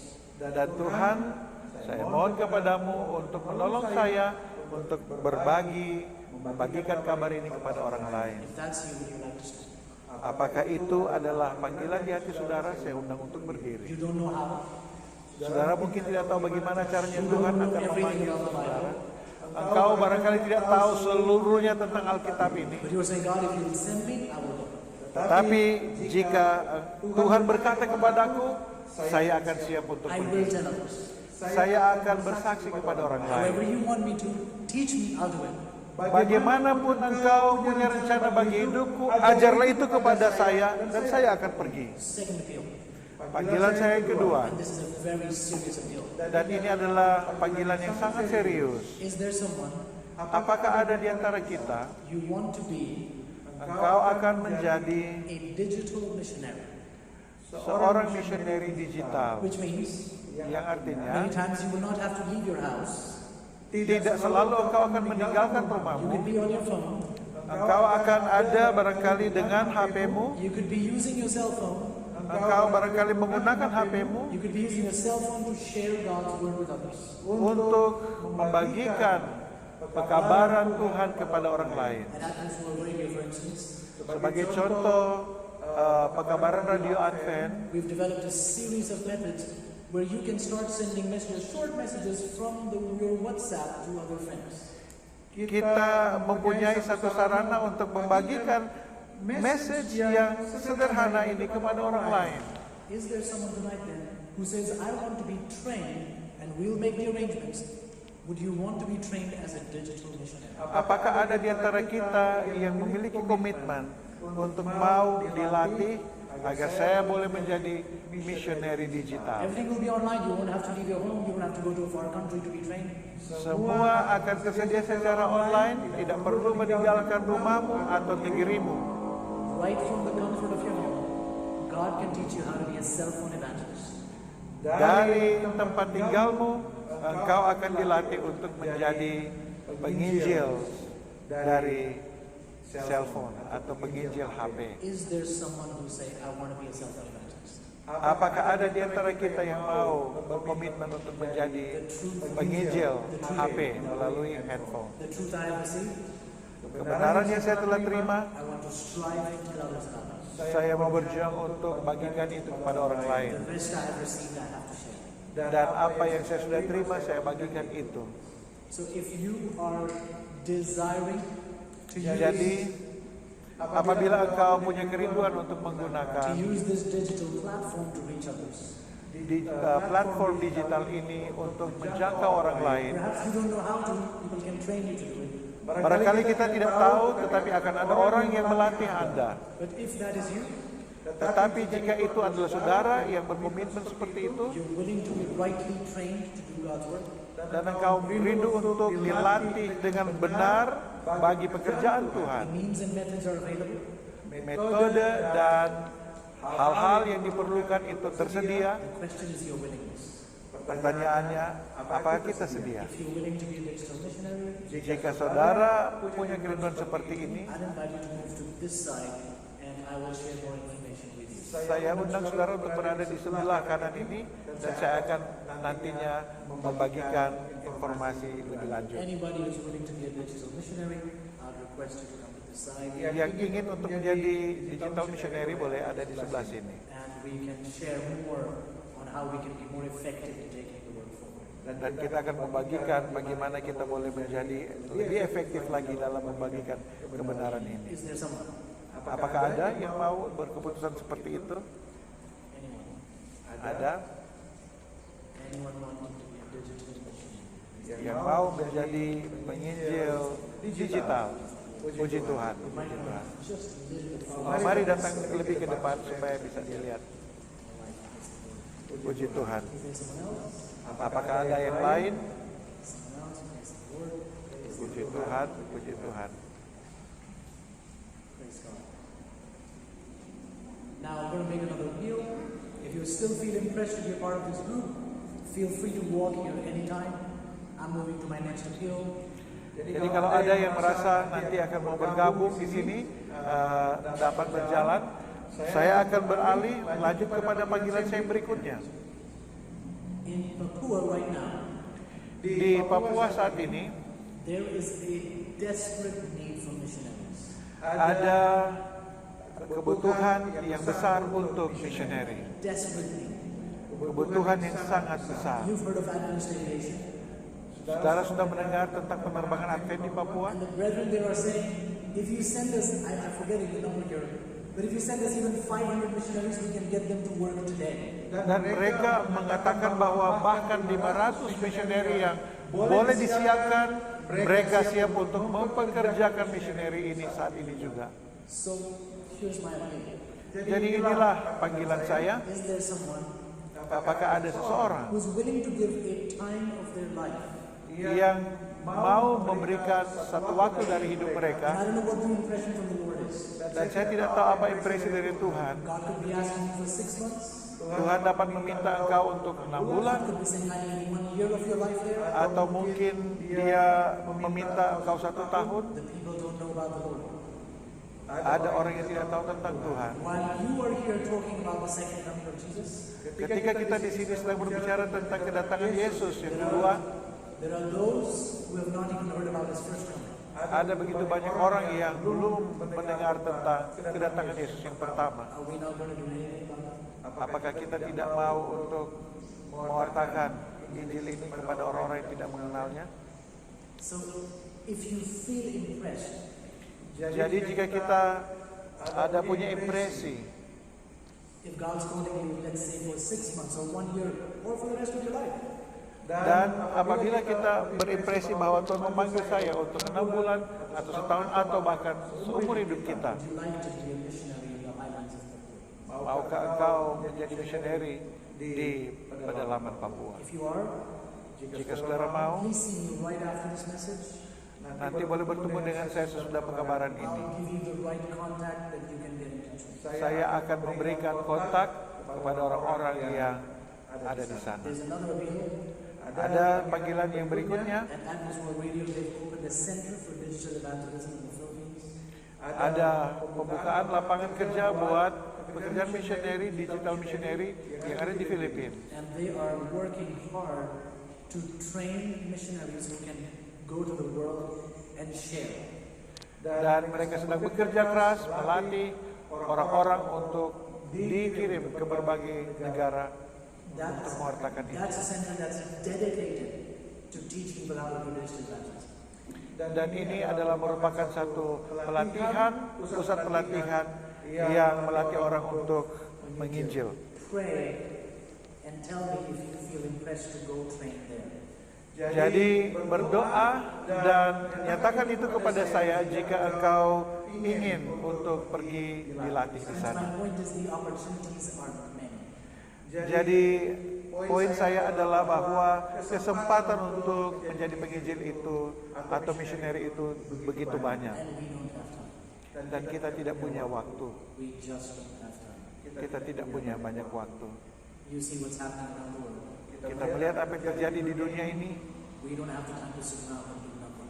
Kita tidak punya waktu untuk duduk dan tidak melakukan If we apa-apa. don't give out the message now, Kalau kita tidak membagikan Injil ini sekarang, it will be too late.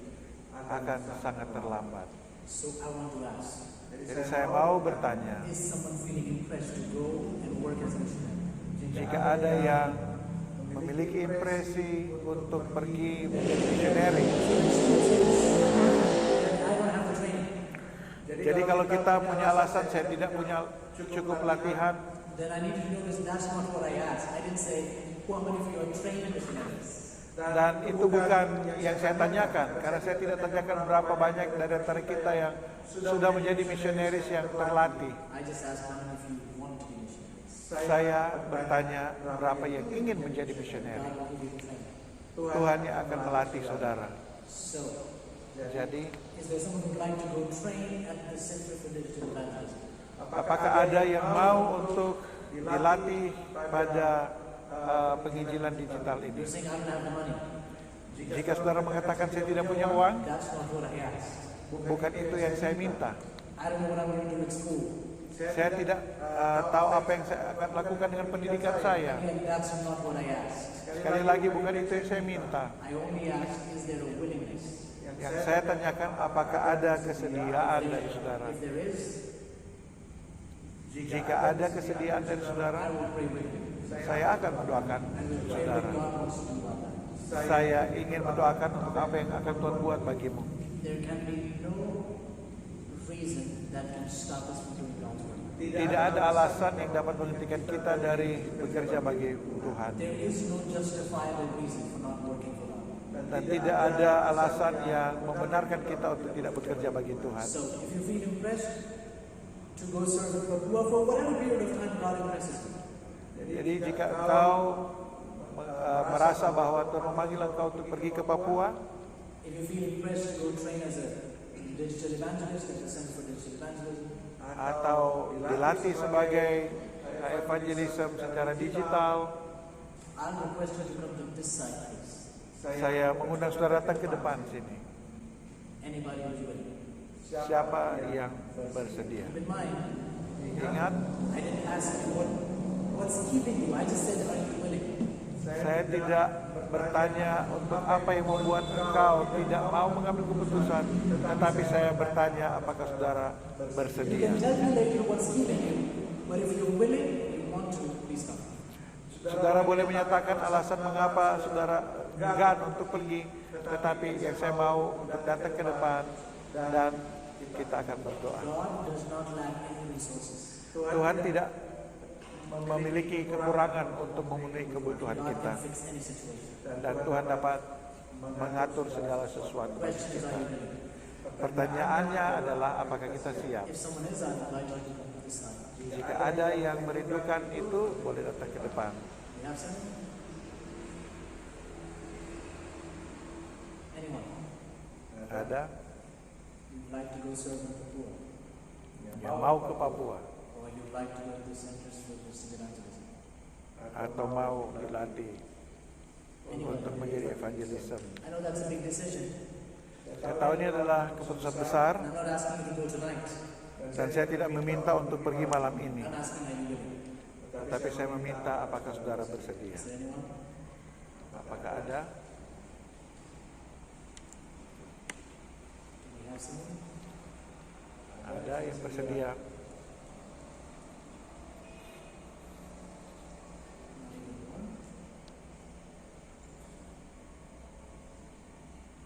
Anyone who could say, I'll go? Ada yang mengatakan aku mau pergi? If God is calling, I'll go. Jika Tuhan memanggil, kita akan pergi. In the book Christ Object Lesson, Di dalam buku perumpamaan Tuhan Yesus, Mr. White says, Ellen G. White berkata, it is unsafe to delay obedience. tidaklah aman bagi kita untuk menunda untuk menurut. It is unsafe to delay obedience. Tidaklah aman untuk menunda untuk menurut. You may never hear the invitation again. Anda tidak akan mendengarkan undangan itu lagi. Do you hear that? Apakah saudara memperhatikan ini? It is unsafe to delay obedience Tidak aman untuk menunda penurutan, because you may never hear the invitation again. karena engkau barangkali tidak akan mendengarkan undangan itu lagi. Again, not if the preacher is asking. If God is knocking on your heart to go, Bukan oleh karena pengkhotbah yang menanyakan ini, tetapi Tuhan yang memanggil saudara. would you like to obey? Apakah saudara mau menaatinya, menurutinya? Do we have some? Apakah ada? Anyway.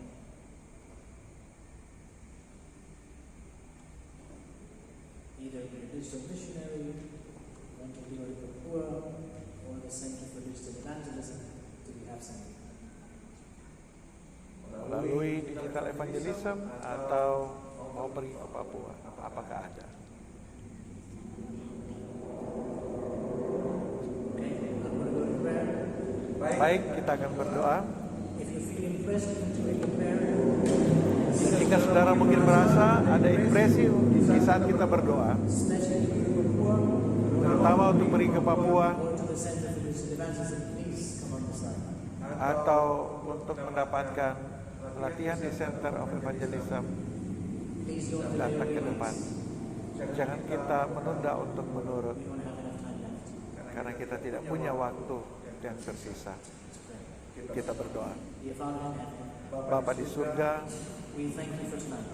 terima kasih untuk malam ini. We thank you for all these messages these past days.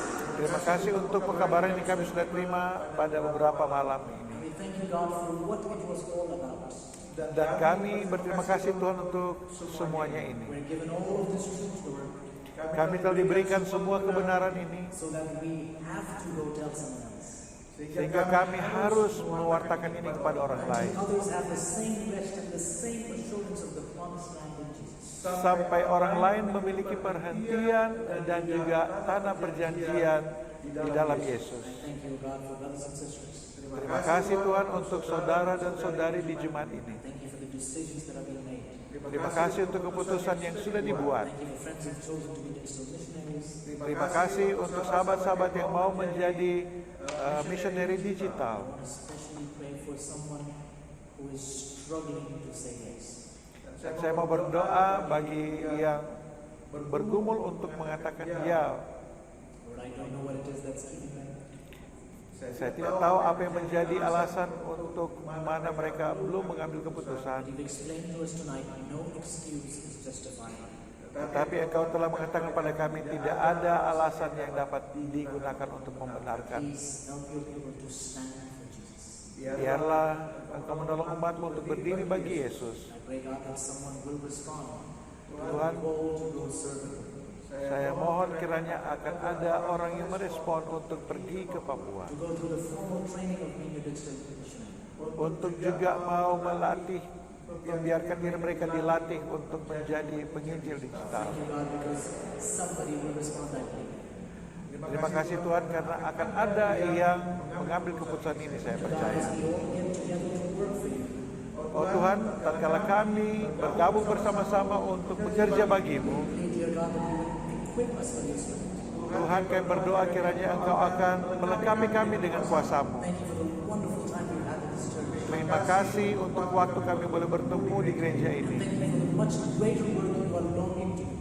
Terima kasih untuk pekerjaan besar lainnya yang Tuhan rindu untuk kami lakukan. Help my brethren as they train and do digital evangelism. Tuhan tolong agar sahabat-sahabat saya yang akan melatih mereka untuk terlibat dalam penginjilan digital ini. Please magnify your name. Dan biarlah Engkau akan dimuliakan melalui mereka. Praise thee in Jesus' name. Kami memuji Engkau di dalam nama Yesus. Amin. Thank you very much. Terima kasih banyak saudara-saudara. If any of you feel impressed at any time, even after I leave, if you feel impressed, get in touch with Pastor Glenn. You can get in touch with me. I'll get in touch with the right people. Jadi jika ada di antara kita yang nanti akan merasa bahwa saya ingin untuk bergabung dengan missionary, boleh kontak dengan saudara Glenn, kita akan berkomunikasi. To our friends who came up to be digital missionaries, I'd request you to stay back for only 5 minutes, nothing more than that. Bagi yang sudah mengambil keputusan untuk menjadi evangelis digital, boleh tunggu setelah ini 5 menit. God bless you all very much. Thank you. Tuhan memberkati kita semua. Terima kasih. Selamat malam.